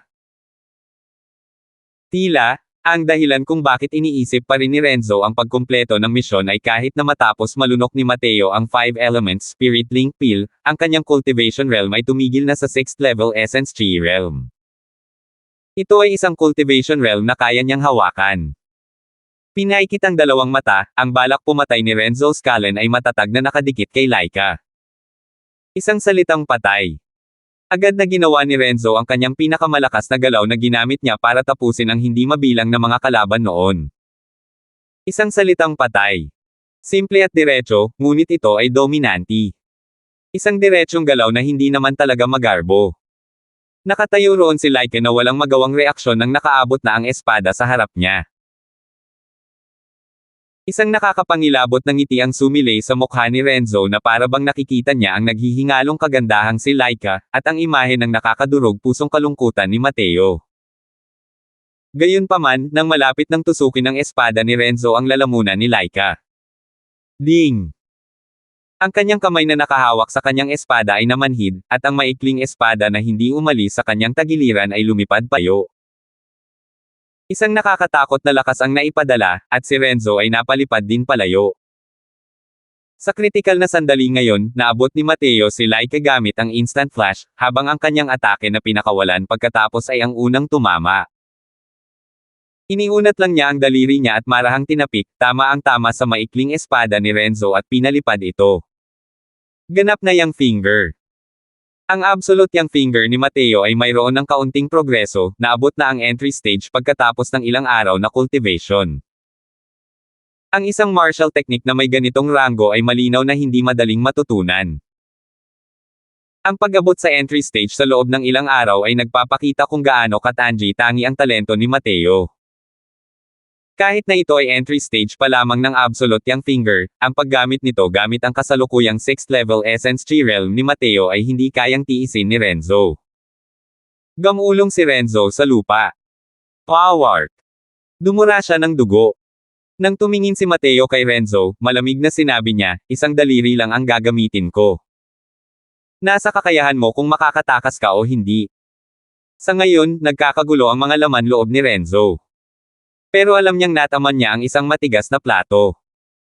Malinaw na nagpapanggap na baboy ang batang ito para kumain ng tigre. Masyado siyang malakas. Pilit na pinipigilan ang kanyang mga pinsala, hindi na nag-abala pa si Renzo na mag-alala at nagsimulang gamitin ng husto ang lahat ng enerhiya ng asensya sa kanyang katawan. Gusto niyang tumakas. Ramdam ni Renzo ang matinding hangarin ni Mateo na pumatay. Malinaw na ang kanyang mga ginawa para patayin si Laika ngayon lang ay lubos na nagpagalit kay Mateo. Ginamit ni Renzo ang lahat ng lakas sa kanyang katawan para makatakas. Naramdaman pa niya na ang kanyang kasalukuyang bilis ay mas mabilis kaysa dati. Napakabilis nito na ang kanyang teknik sa paggalaw ay umabot na sa hangganan ng Great Circle Stage. Ang tuklas na ito ay nagpasaya sa kanya ng husto. Kaya kung tumakas, sigurado akong makakatakas ako. Sumisigaw si Renzo sa kanyang isipan, at pagkatapos ay unti-unting nanlabo ang kanyang kamalayan. 24. Habang pinapanood si Renzo na gamitin ang kanyang movement technique para subukang makatakas, dahan-dahang itinaas ni Mateo ang kanyang daliri at ginamit ang essence energy gamit ang buong lakas niya gamit ang Spirit Bristle 9 niyang Divine Art. Isang daliri ang nakaturo paarap, at isang walang hugis na puwersa ang lumabas mula sa daliri ni Mateo. Humampis ito sa hangin, at agad na tumagos sa puso ni Renzo. Ang puwersa ay napakabilis at napakalakas kaya hindi napansin ni Renzo ang kanyang pinsala. Patuloy pa rin ang kanyang katawan sa pagtakbo ng ilang metro pa, ngunit bumagsak lamang siya matapos mawalan ng malay. Ang absolute yang finger ay walang kapantay na dominanti. Ang puwersa ay pumutok ng puro sa halip na kumalat, na nagresulta sa isang napakalakas at nakamamatay na atake. Dahil isinagawa gamit ang lakas ni Mateo sa 6th level Essence Tree Realm, ang kabagsikan nito ay malinaw na hindi maaaring maliitin. Siyempre, hindi naman walang kahinaan ang absolute yang finger. Ang pinakamalaking depekto ay ang sobrang tagal bago ito nag-charge. Iyon din ang dahilan kung bakit mas mabagal si Mateo nang iligtas si Laika ngayon lang. Sa totoo lang, kung walang ingat na makakasalubong ni Renzo si Mateo ng malapitan, na mag-iiwan kay Mateo na hindi niya ma-charge ang buong lakas niya, maaaring maliit lang ang tsansa niyang mabuhay. Ngunit ang iba't ibang paraan na ginamit ni Mateo ay matagal nang nagtulak kay Renzo na umatras sa laban. Lalo na nang pinalipad siya ni Mateo gamit lamang ang isang daliri. Labis itong ikinagulat ni Renzo kaya't gusto na niyang tumakas anuman ang mangyari. Ngunit ang pagtatangkang makatakas na ito ay nagbigay kay Mateo ng pagkakataong sumugod. Mula sa simula, mukhang pabaya si Mateo. Ngunit sa totoo lang, unti-unti siyang sumusulong, matatag na pinagtitibay ang sarili sa bawat hakbang. Una, gumamit siya ng mga salita para guluhin si Renzo, na gumugulo sa kanyang kalooban. Sunod, nagpakita siya ng instant flash. Kasunod nito, nilunok niya ang 5-element Spirit Link Pill, gamit ang kanyang daliri para talunin ang espada ng kanyang kalaban, unti-unting dinurog ang kumpiyansa ni Renzo. Sa wakas, inilunsad niya ang tiyak na pagpatay na ito. Maaaring mukhang walang kwenta, ngunit ang buong proseso ay puno ng pangamba. Kahit maraming nakatagong baraha si Mateo, mahina pa rin ang kanyang lakas. Kung hindi dahil sa paglunok niya ng 5-element Spirit Link Pill at pagpapakawala ng absolute yang finger gamit ang kanyang buong lakas, wala sana siyang magagawa kay Renzo. Kapatid na Tang, oras na para umalis, mahinang sabi ni Mateo kay Marcen, hindi man lang nag-abalang tumingin kay Renzo na nakahiga sa lupa. Nabigla si Marcen sa pag-atake ni Mateo at nakatayo roon na tulala sa buong oras. Saka lamang siya nakabawi mula sa kanyang pagkabigla nang tawagin siya ni Mateo. Oh. Sige. Nakasakay si Marcen sa kanyang kabayo ng alanganin, at silang tatlo ay nagpatuloy sa paglalakad patungo sa Central Academy. Habang dumadaan sa magulo at batong kagubatang ito, unti-unting lumawak ang kanilang paningin. Sa harap ng kanilang mga mata ay isang malawak na kapatagan, at malabo nilang naaninag ang tila mga pavilion na may maraming palapag. Central Academy iyon. Itinatag ng estado ng Novaria ang sarili sa pamamagitan ng martial arts, na may malakas na diin sa martial daw. Gayunpaman, ang Central Academy na ito ay hindi itinatag ng estado ng Novaria. Ang nasasakupan sa timog ng Endless Forest ay tinawag na Tranquil Cloud 10 Nations. Mayroong kabuoang 10 bansa, at ang estado ng Novaria ay isa lamang sa mga ito. Ang dahilan kung bakit sila sama-samang kilala bilang Tranquil Cloud 10 Nations ay dahil ang 10 bansang ito ay nasa ilalim ng jurisdiction ng Tranquil Cloud Sect. Ang Central Academy ang panlabas na sekta na itinatag ng Tranquil Cloud Sect. Itinatag ng Tranquil Cloud Sect ang sekta nito sa pamamagitan ng alchemy.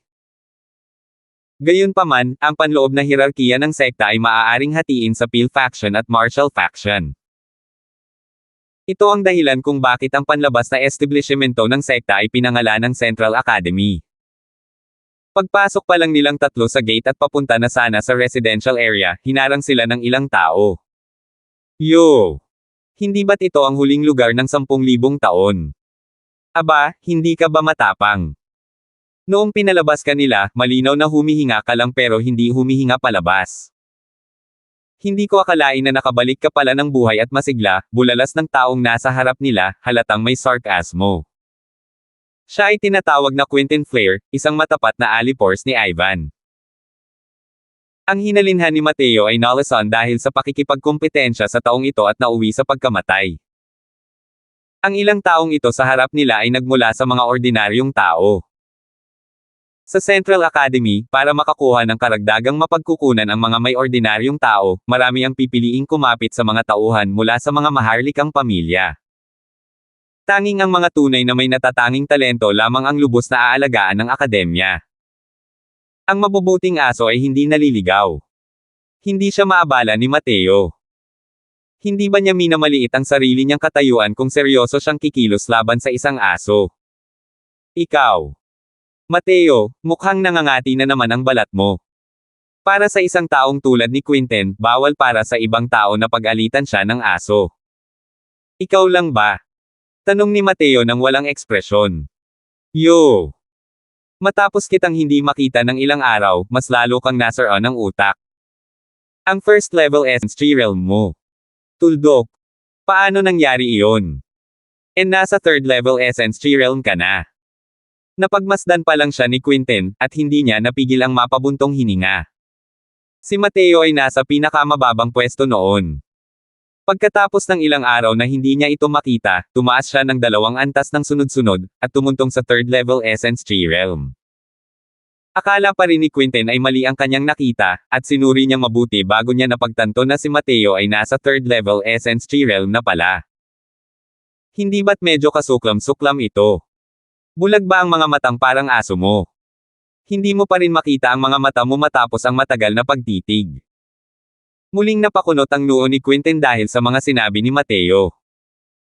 Gayunpaman, sa sandaling ito, nakabawi na si Quentin mula sa unang pagkabigla at naisip ang isang tiyak na posibilidad. Natural lang na alam niyang ang ama ni Mateo na si Henry ay isang alchemy grandmaster. Kung wala siyang itinitipid na gastusin, ang paghila sa kanyang anak pataas sa 2 maliliit na cultivation realm ay hindi isang bagay na mahirap unawain. Sa katunayan, maraming paraan para biglang mapalakas ang sarili sa ganitong paraan. Ngunit ang kapalit nito ay ang pagsasakripisyo ng potensyal ng isang tao. Sinasabing mayroong isang masamang pamamaraan na tinatawag na G-empowerment. Ang isang individual na may kapangyarihan ay maaari pang direktang makalusot sa Essence Tree Realm at makarating sa Spirit Condensation Realm. Ngunit ang kapalit ng ganitong uri ng pagbibigay kapangyarihan ay hindi na posible para sa isang tao na mapataas ang kanyang lakas sa buong buhay niya. Ilang araw pa lamang ang lumipas, ngunit narating na ni Mateo ang third level Essence Tree Realm. Dapat ay alam na ni Henry na hindi sapat ang talento ng kanyang anak. Kaya naman, natatakot siyang baka apihin ang kanyang anak. Kaya gumamit siya ng pamamaraang katulad ng G-empowerment para itaas ito ng 2 antas. Pinag-ugnay ang lahat ng ito, napatawa ng malamig si Quentin sa kanyang puso. Isang baguhang tulad nito, kalimutan na ang pagiging nasa third level Essence Tree Realm, kahit na nasa 4th level siya, sa 5th level, hindi si Mateo ang kanyang makakatapat. Si Quentin ay nasa ika-4 na antas ng Essence Tree Realm, mas mataas ng 1 antas kaysa kay Mateo. Kaya, natural lamang na hindi niya ito kailangang katakutin. Hihihi. Ang sarap magkaroon ng mabuting ama. Nalasan ka na ng husto, pero hindi ka pa rin namamatay. Kahit ang pagpapalakas ay nagiging napakadali lang. Panahon na talaga ito para makipagkompetensya sa mga ama. Nakangising sabi ni Quinten. Alam agad ni Mateo ang iniisip ni Quinten, pero halatang hindi niya ito ipapaliwanag dito. Sa halip, ngumiti siya at sinabing, tama. Kaya kung makipagkompetensya gamit ang aking ama, pero kaya mo ba? Nabalitaan kong ang iyong ama ay isang bantay ng ibang tao, gumagamit ng mga koneksyon para makapasok ka sa Central Academy. Pero sino ang mag-aakala na pagkatapos mong pumunta rito, magiging bantay ka rin? Tunay ngang isang anak ang magmamana ng karera ng kanyang ama. Isang gate at dalawang bantay. Kahanga-hanga, kahanga-hanga. Nalaman ni Mateo mula sa mga alaala ng kanyang hinalinhan na ang ama nitong si Quinten ay kaitiwala ni Dominic, at pumasok siya sa akademya sa pamamagitan ng koneksyon ng pamilyang Wagner. Kung hindi, dahil sa kanyang talento, imposibleng makasali siya sa akademya. Maling isipin na pareho sila ni Marcin, dahil nasa 4th level Essence Tree Realm sila. Si Quinten ay 2 taon na mas matanda kay Marcin. Isa rin siyang ordinaryong tao ngunit sinusuportahan siya ng mga mapagkukunan ng pamilyang Wagner. Gayunpaman, ang Quinten na ito ay nasa 4th level Essence Tree Realm lamang. Sa hinaharap, sa pinakamabuti ay nasa maagang yugto na siya ng Spirit Condensation Realm, o maaaring natigil na lang siya sa Essence Tree Realm. Ikaw. Halos sumabog ang baga ni Quinten sa galit. Paulit-ulit siyang tinawag ni Mateo na aso kaya nawalan siya ng malay. Tumingin si Quinten sa kanyang mga kasama, at kahit walang tumawa ng malakas, kitang-kita niya sa mukha ng lahat na halos hindi nila mapigilan ang kanilang tawa. Paano ako? Gusto mo akong kagatin? Iniunat ni Mateo ang isang braso, at nakangiting sinabi, heto, para kagatin mo. Hahaha. Sa pagkakataong ito, hindi na nakatiis ang lahat, at lahat sila ay nagsimulang tumawa.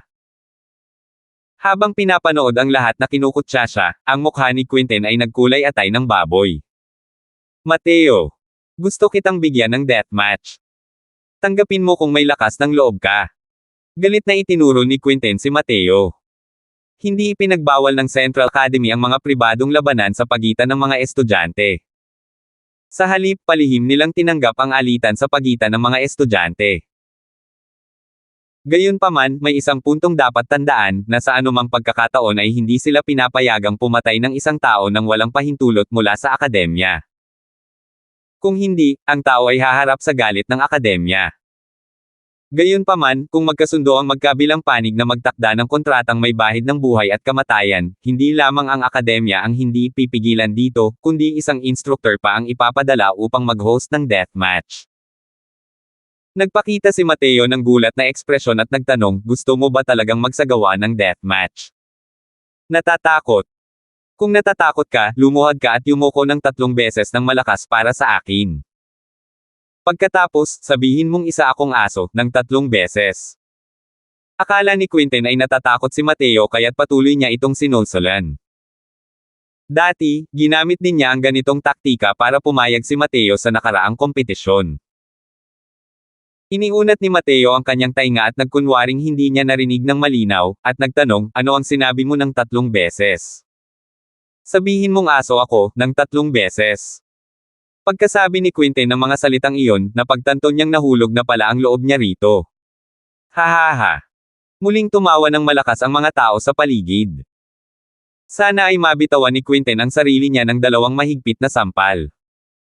Galit siyang sumigaw, Mateo, duwag ka. Naglalaro ka ba ng ganitong klaseng maliliit na laro kahit hindi ka nangangahas lumaban? Mabuting aso, napakamasunurin. Hindi pa tumitingin ang Lolo Croswell mo sa may-ari bago niya ito saktan. Simula nang ihatid mo ang sarili mo sa pintuko, sisipakan ko ang may-ari mo para makita ito, nakangiting sabi ni Mateo. 25. Narinig mo na ba yan?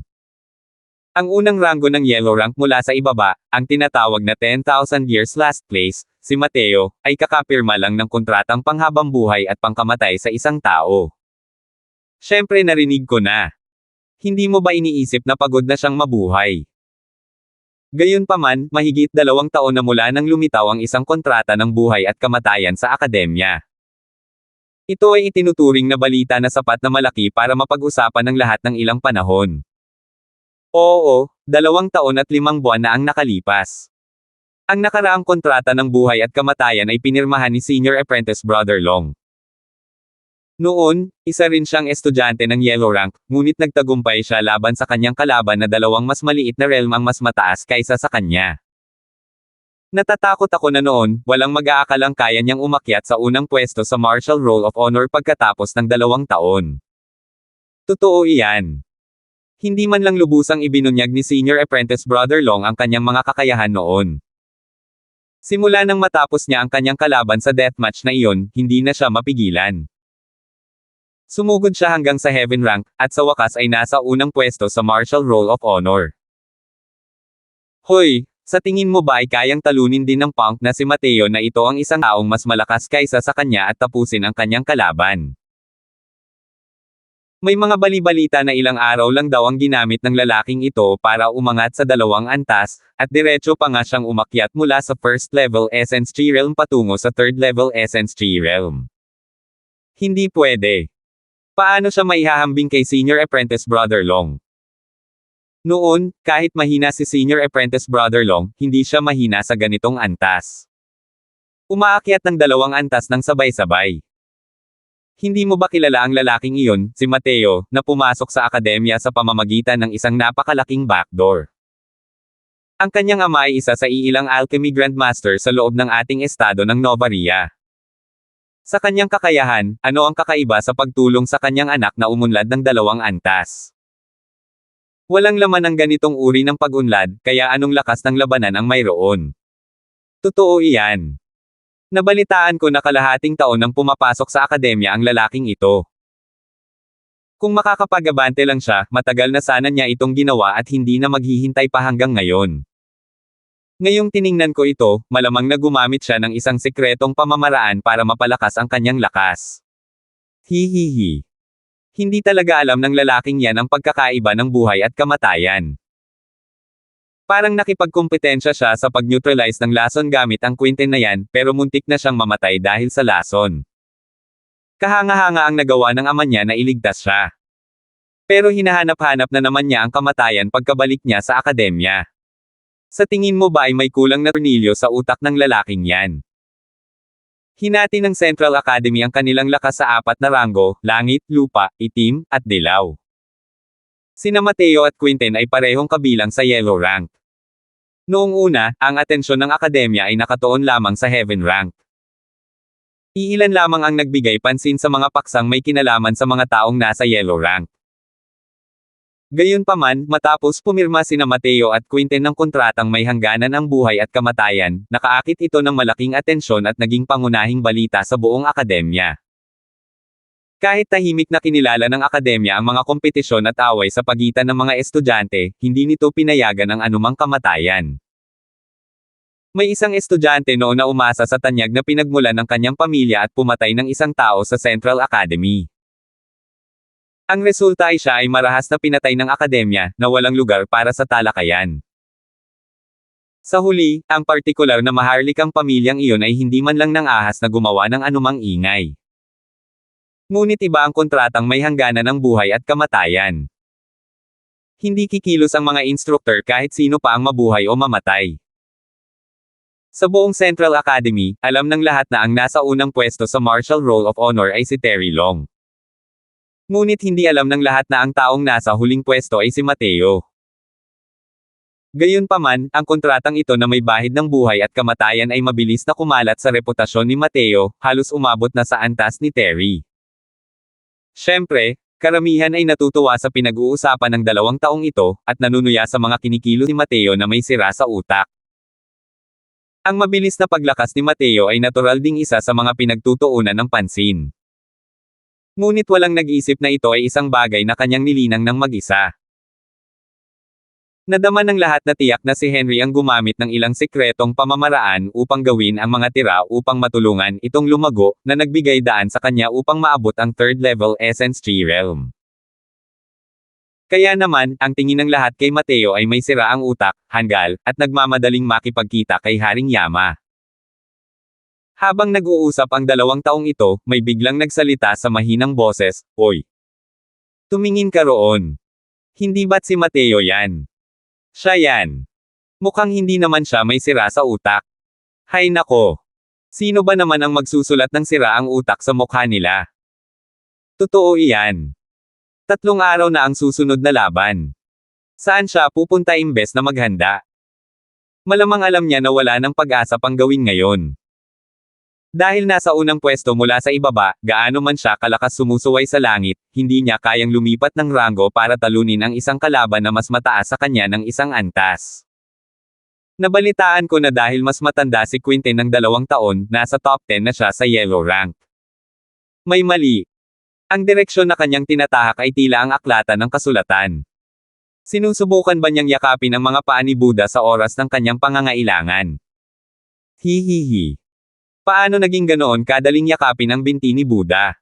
Ay! May pumihil sa kanya. Mukhang si Ivan ang taong iyon nakakaakyat lang sa Earth rank. Oo nga pala.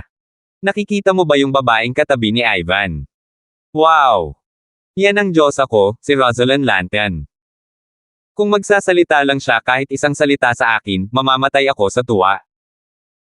Tingnan mo ang ekspresyon ng iyong mukha na parang nagulat sa mga bituin, pero oo, ang ganda talaga ni Rosalind. Papunta na sana si Mateo sa scripture library.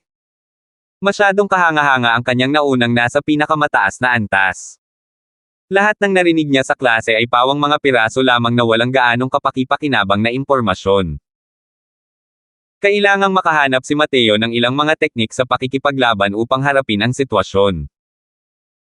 Napakaraming martial techniques ang hawak ni Mateo, pero wala talaga siyang anumang bagay na angkop para linangin ng isang tao sa Essence Tree Realm. Dahil sa posisyon niya sa nakaraang buhay, paano niya mapapanood ang mga martial techniques ng Essence Tree Realm, gaano man ito ka-exceptional? Sino ang mag-aakala na makakasalubong niya si Ivan papunta sa scripture library? Mukhang sinasadya siyang hinintay ni Ivan. Kung tungkol naman kay Rosalind na nasa tabi ni Ivan, natural lang na hindi siya estranghero ni Mateo. Ilang araw na ang nakalipas, nakipagkompetensya siya kay Quinten dahil mismo sa babaeng ito. Nagkataon naman. Hindi ba't siyang Master Crosswell ito? Saan ka nagmamadaling pumunta? Para magkatawang tao. Puno ng ngiti si Ivan, ngunit ang kanyang mga mata ay parang nakatingin sa isang patay. Walang tigil na umisi si Mateo sa pagiging mainipi ni Ivan. Napagdesisyonan ni Ivan na tiyak na mamamatay na si Mateo sa pagkakataong ito, kaya nauna na siyang lumapit dito para kutsain ito. Pagkatapos ng deathmatch, tiyak na patay na si Mateo. Saan kaya pupunta si Ivan para mahanap ang ganitong klaseng kasiyahan pagkatapos nito? Nang makita ang hitsura ni Ivan, hindi na nagmadali si Mateo papunta sa scripture library. Nakangiting sinabi niya, tama, para mag-reincarnation. Pero para ipadala ka sa reincarnation. Nang marinig ito, tumawa ng malakas si Ivan at sinabing, papuntahin mo ako para mag-reincarnate. Hahaha. Nakatayo ako rito. Papuntahin mo ako para mag-reincarnate kung kaya mo. Hindi mo maaaring isipin na dahil lang sa nakapag-cultivate ka sa 3rd level Essence Tree Realm sa pamamagitan ng kung anong kakaibang paraan, kaya mo na akong hominin. Tinakpin din ni Rosalind na nasa tabi niya ang bibig niya gamit ang kamay niya at humajejek, iniisip na nakakatawa si Mateo. Ang bawat kilos ng Rosalind na ito ay may bahid ng mapang-akit na alindog, na kayang pumukaw sa pagnanasang iyon na nasa puso ng bawat lalaki. Ang mga lalaking estudyante sa Central Academy ay pawang mga kabataang mainit ang dugo. Kung ang kanilang determinasyon ay hindi matatag, paano nila matiis ang ganitong uri ng natural na mapang-akit na alindog? Ang kanyang hinalinhan ay isa lamang napakatanga at inosenteng bata. Ang kanyang lakas ay mahina rin ng husto. Paano niya natitiis ang alindog ni Rosalind? Noon, si Rosalind ay nasa tabi niya, hindi pala kaibigan o malayo sa kanya sa loob ng isang panahon, at tuluyan itong naloko ng kanyang hinalinhan. Pagkatapos, gumamit si Rosalind ng ilang maliliit na panlilinlang, at ang kanyang hinalinhan ay nabighani ng masunurin, na nawala ng buhay ng ganoon na lamang. Senior Apprentice Brother Wagner, ang Junior Apprentice Brother Crosswell na ito ay isang kawili-wiling tao. Malinaw na isa siyang kawawang tao, ngunit sinusubukan niyang matuto mula sa iba na parang isang pulaka na nagnanasa sa isang sisni. Malinaw na mahina ang kanyang lakas, ngunit gusto niyang sampelan ang kanyang mukha hanggang sa mamaga ito para magmukhang kahanga-hanga. Malapit na siyang makipagduwelo sa isang tao, ngunit pinagbabantaan ka pa niya ngayon. Hindi ba nakakatawa? Si Rosalind ay maganda na parang isang bulaklak, ngunit ang kanyang mga salita ay mapait at sarkastiko. Para makuha si Mateo noon, natural lang na kailangan niyang magpanggap na mahina at kaawa-awa. Ngayong malapit nang makipagdulo si Mateo kay Quinten, isa na itong patay na tao. Kaya hindi na niya kailangang lokohin si Mateo. Lubos niyang ipinahayag ang paghamak at pagmamataas sa kanyang puso. 26. Ngayong magkasama nang dumating sina Rosalind at Ivan, malinaw na ang kanilang nais iparating. Bago ito, hindi alam ng maraming tao na ang Diyosa ng ranggo ng daigdig ng akademya ay nakalakad na ng ganito kalapit kay Ivan. Sa pagdadala ni Ivan kay Rosalind dito, gusto niyang ipahiya si Mateo sa pamamagitan ng pagpapakita rito ng babaeng pinapangarap niya na naglalakad na kasama ang kanyang karibal. Inabangan niya ang mga ekspresyon ni Mateo ng sama ng loob, kahihiyan, at panghihinayang. Ngunit ikinadismaya niya ang reaksyon ni Mateo, dahil wala ni isa sa mga ekspresyong ito ang lumitaw sa mukha ni Mateo. Mula simula hanggang katapusan, hindi man lang tiningnan ni Mateo si Rosalind, tinatrato lang siya na parang hangin. At ang mismong hindi pagpansin ni Mateo ang nagpagalit kay Rosalind, kaya naman naging napakalaso ng mga salita niya ngayon lang. Medyo may kumpiyansa si Rosalind sa hitsura niya. Sa tingin niya, dapat ay nakayuko si Mateo ngayon, umiiyak na nagmamakaawa sa kanya na huwag umalis. Kung ang hinalinhan niya iyon, baka nawala na talaga siya ng kontrol at nagawa na niya iyon. Ngunit nakalulungkot, ang Mateo ngayon ay hindi na ang Mateo ng nakaraan. Dahil sa katayuan ni Mateo sa kanyang nakaraang buhay, anong uri ng kagandahan ang hindi pa niya nakita noon?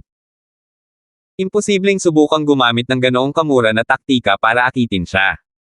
Sumulyap si Mateo kay Rosalind ng walang emosyon at sinabing, isang sisni. Hindi ka ba masyadong nag-iisip? Sa pinakamaganda, isa kang tal-unang manok.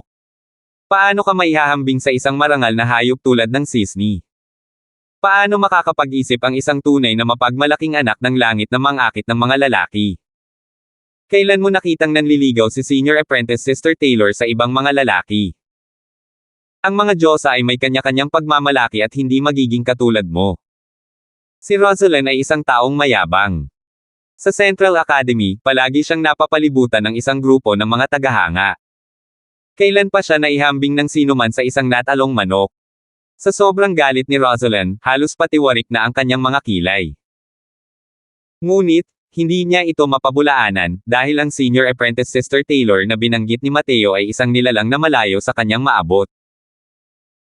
Si Senior Apprentice Sister Taylor ay tinatawag na Sandra Taylor, isang tunay na mapagmalaking anak ng langit sa loob ng Central Academy. Hindi lamang siya isang kagandahan na kayang magpabagsak ng mga bansa, kundi isa rin siya sa nangungunang tatlo sa parehong Alchemy Roll of Honor at Martial Roll of Honor na may lakas na hindi naman bababa kay Terry. Siya ay isang taong hindi maihahambing sa isang babaeng tulad ni Rosalind. Hindi kailanman nakialam si Sandra sa mga humahabol, ibang-iba kay Rosalind. Isa siyang sikat na babaeng yelo sa Central Academy. Kung ikukumpara, mas popular si Rosalind dahil hindi niya tinatanggihan ang mga humahabol sa kanya. Kaya naman mukhang napakabait niya. Gayun din, labis niyang nasiyahan sa pakiramdam na hinahanap siya ng lahat. Ang tigas ng ulo mo. Hahayaan kong alagaan ka ni Quinten sa deathmatch. Sa palagay ni Rosalind, hindi naman sa ayaw siyang tingnan ni Mateo, kundi dahil pilit niyang kinokontrol ang sarili matapos malaman ang katotohanan. Hahaha. Kung gayon, hindi mo na kailangang mag-alala. Hinanap ba ninyo akong dalawa para lang sabihin ito? Dahil tapos na kayo, hindi na kita ay i-entertain pa. Pagkatapos sabihin ang mga salitang ito, diretsyong naglakad si Mateo at nilagpasan sila.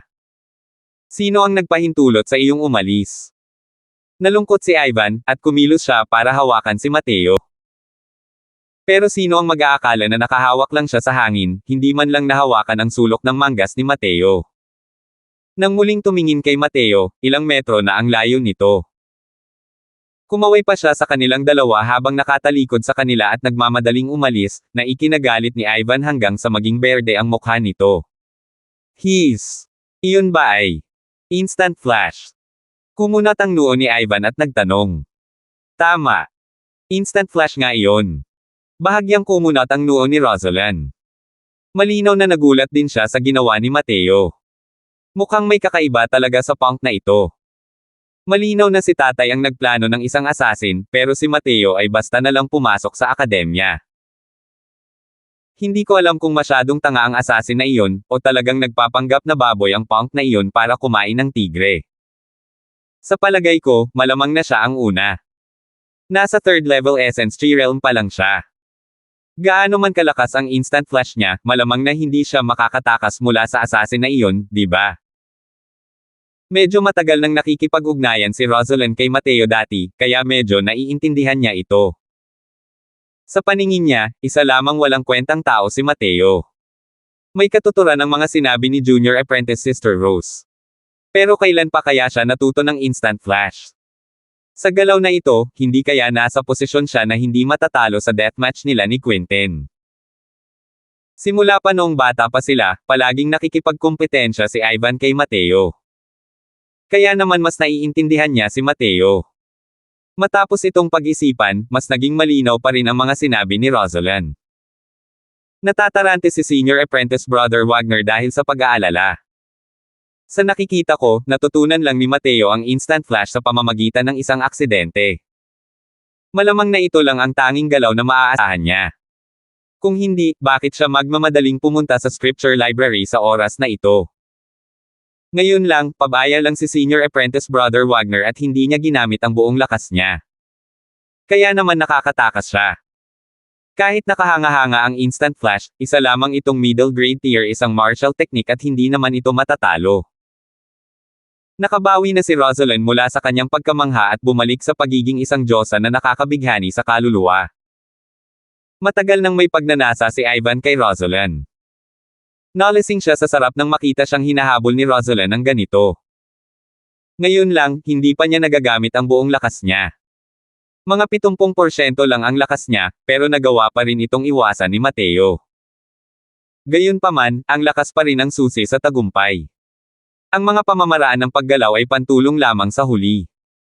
Tama ang sinabi ni Rosalind. Hindi makapangyarihan ang instant flash. Natural lang, may ilang mga pamamaraan na maaaring sumalungat dito. Maliban na lang sa ang galaw na ito ni Mateo ay nagpagising kay Ivan. Kailangan niyang bumalik at bigyan ng wastong babala si Quentin na huwag maliitin ang kanyang kalaban. Mukhang kasing linaw ng salamin ang puso ni Junior Apprentice Sister Rose. Sa pagkakataong ito, kahit anong mangyari, hindi na natin maaaring hayaang mabuhay pa ang batang ito. Mukhang kailangan na nating bumalik at maghanda ng ilang nakatagong baraha para kay Quentin. Matapos mapagalitan ni Mateo ang dalawang iyon, dumiretso siya sa scripture library. Para sa kanya, hindi alintana ni Mateo ang pagpakita ng instant flash. Hindi naman iyon ang inaasahan niya. Bukod pa rito, ang ipinakita niya ay nasa yugto pa lamang ng malaking tagumpay.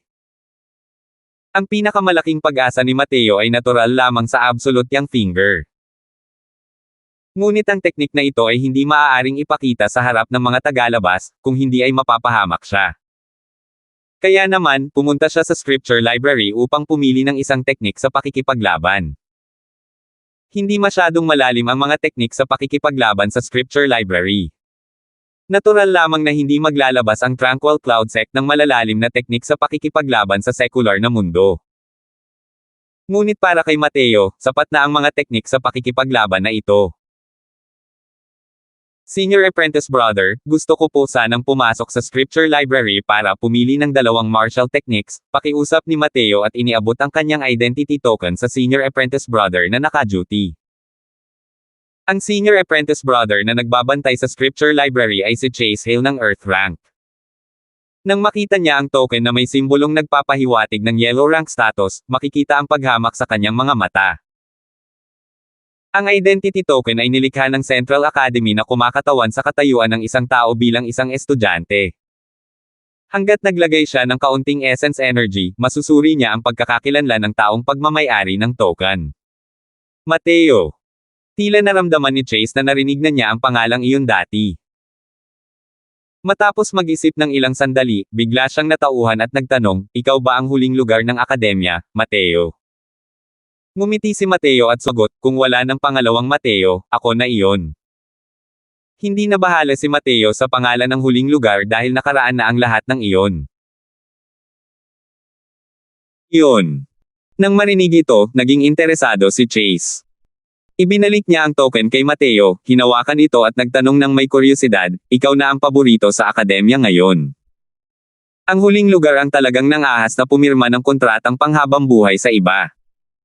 Ano ba ang iniisip mo? Hindi rin balak ni Mateo na lumayo kay Chase, kaya ngumiti siya at sumagot, nabangga na ako ng iba. Hindi ko kayang umakto na parang duwag. Hindi ba? Hahaha. Totoo iyan. Pero ang lakas mo. Si Chase ay isang taong prangka magsalita at hindi natatakot na mailang ang ibang tao. Hahaha. Kaya nga nandito ako para pumili ng mga teknik sa pakikipaglaban. Hasain mo ang iyong sibat sa huling sandali, kahit hindi ito matalas, kahit papaano ay may kintab ito. Hindi mali ang mga salitang ito, ngunit 3 araw na lang ang natitira. Hindi ba't medyo maikli iyon? Iyan ay isang bagay na hindi maiiwasan. Naniniwala akong alam din ni Senior Apprentice Brother na napabayan ko ang cultivation noon na humantong sa aking mahinang pundasyon. Kahit na 3 araw lang, mas mabuti na iyon kaysa sa walang ginagawa. Tama ba iyon? Muling sinuri ni Chase si Mateo at biglang ngumiti, at saka sinabi, nakakatuwa. Mukhang ibang-iba ka sa mga chismis. Sige, pumasok ka na. Mayroon kang 2 oras. Maraming salamat, kapatid na Senior Apprentice. Tinapik ni Chase ang mga balikat ni Mateo at nakangiting sinabi, pumili ng mabuti. Ipaglalaban kita pagdating ng panahon. Salamat po at sinamahan ninyo ako, ingat lagi mga master.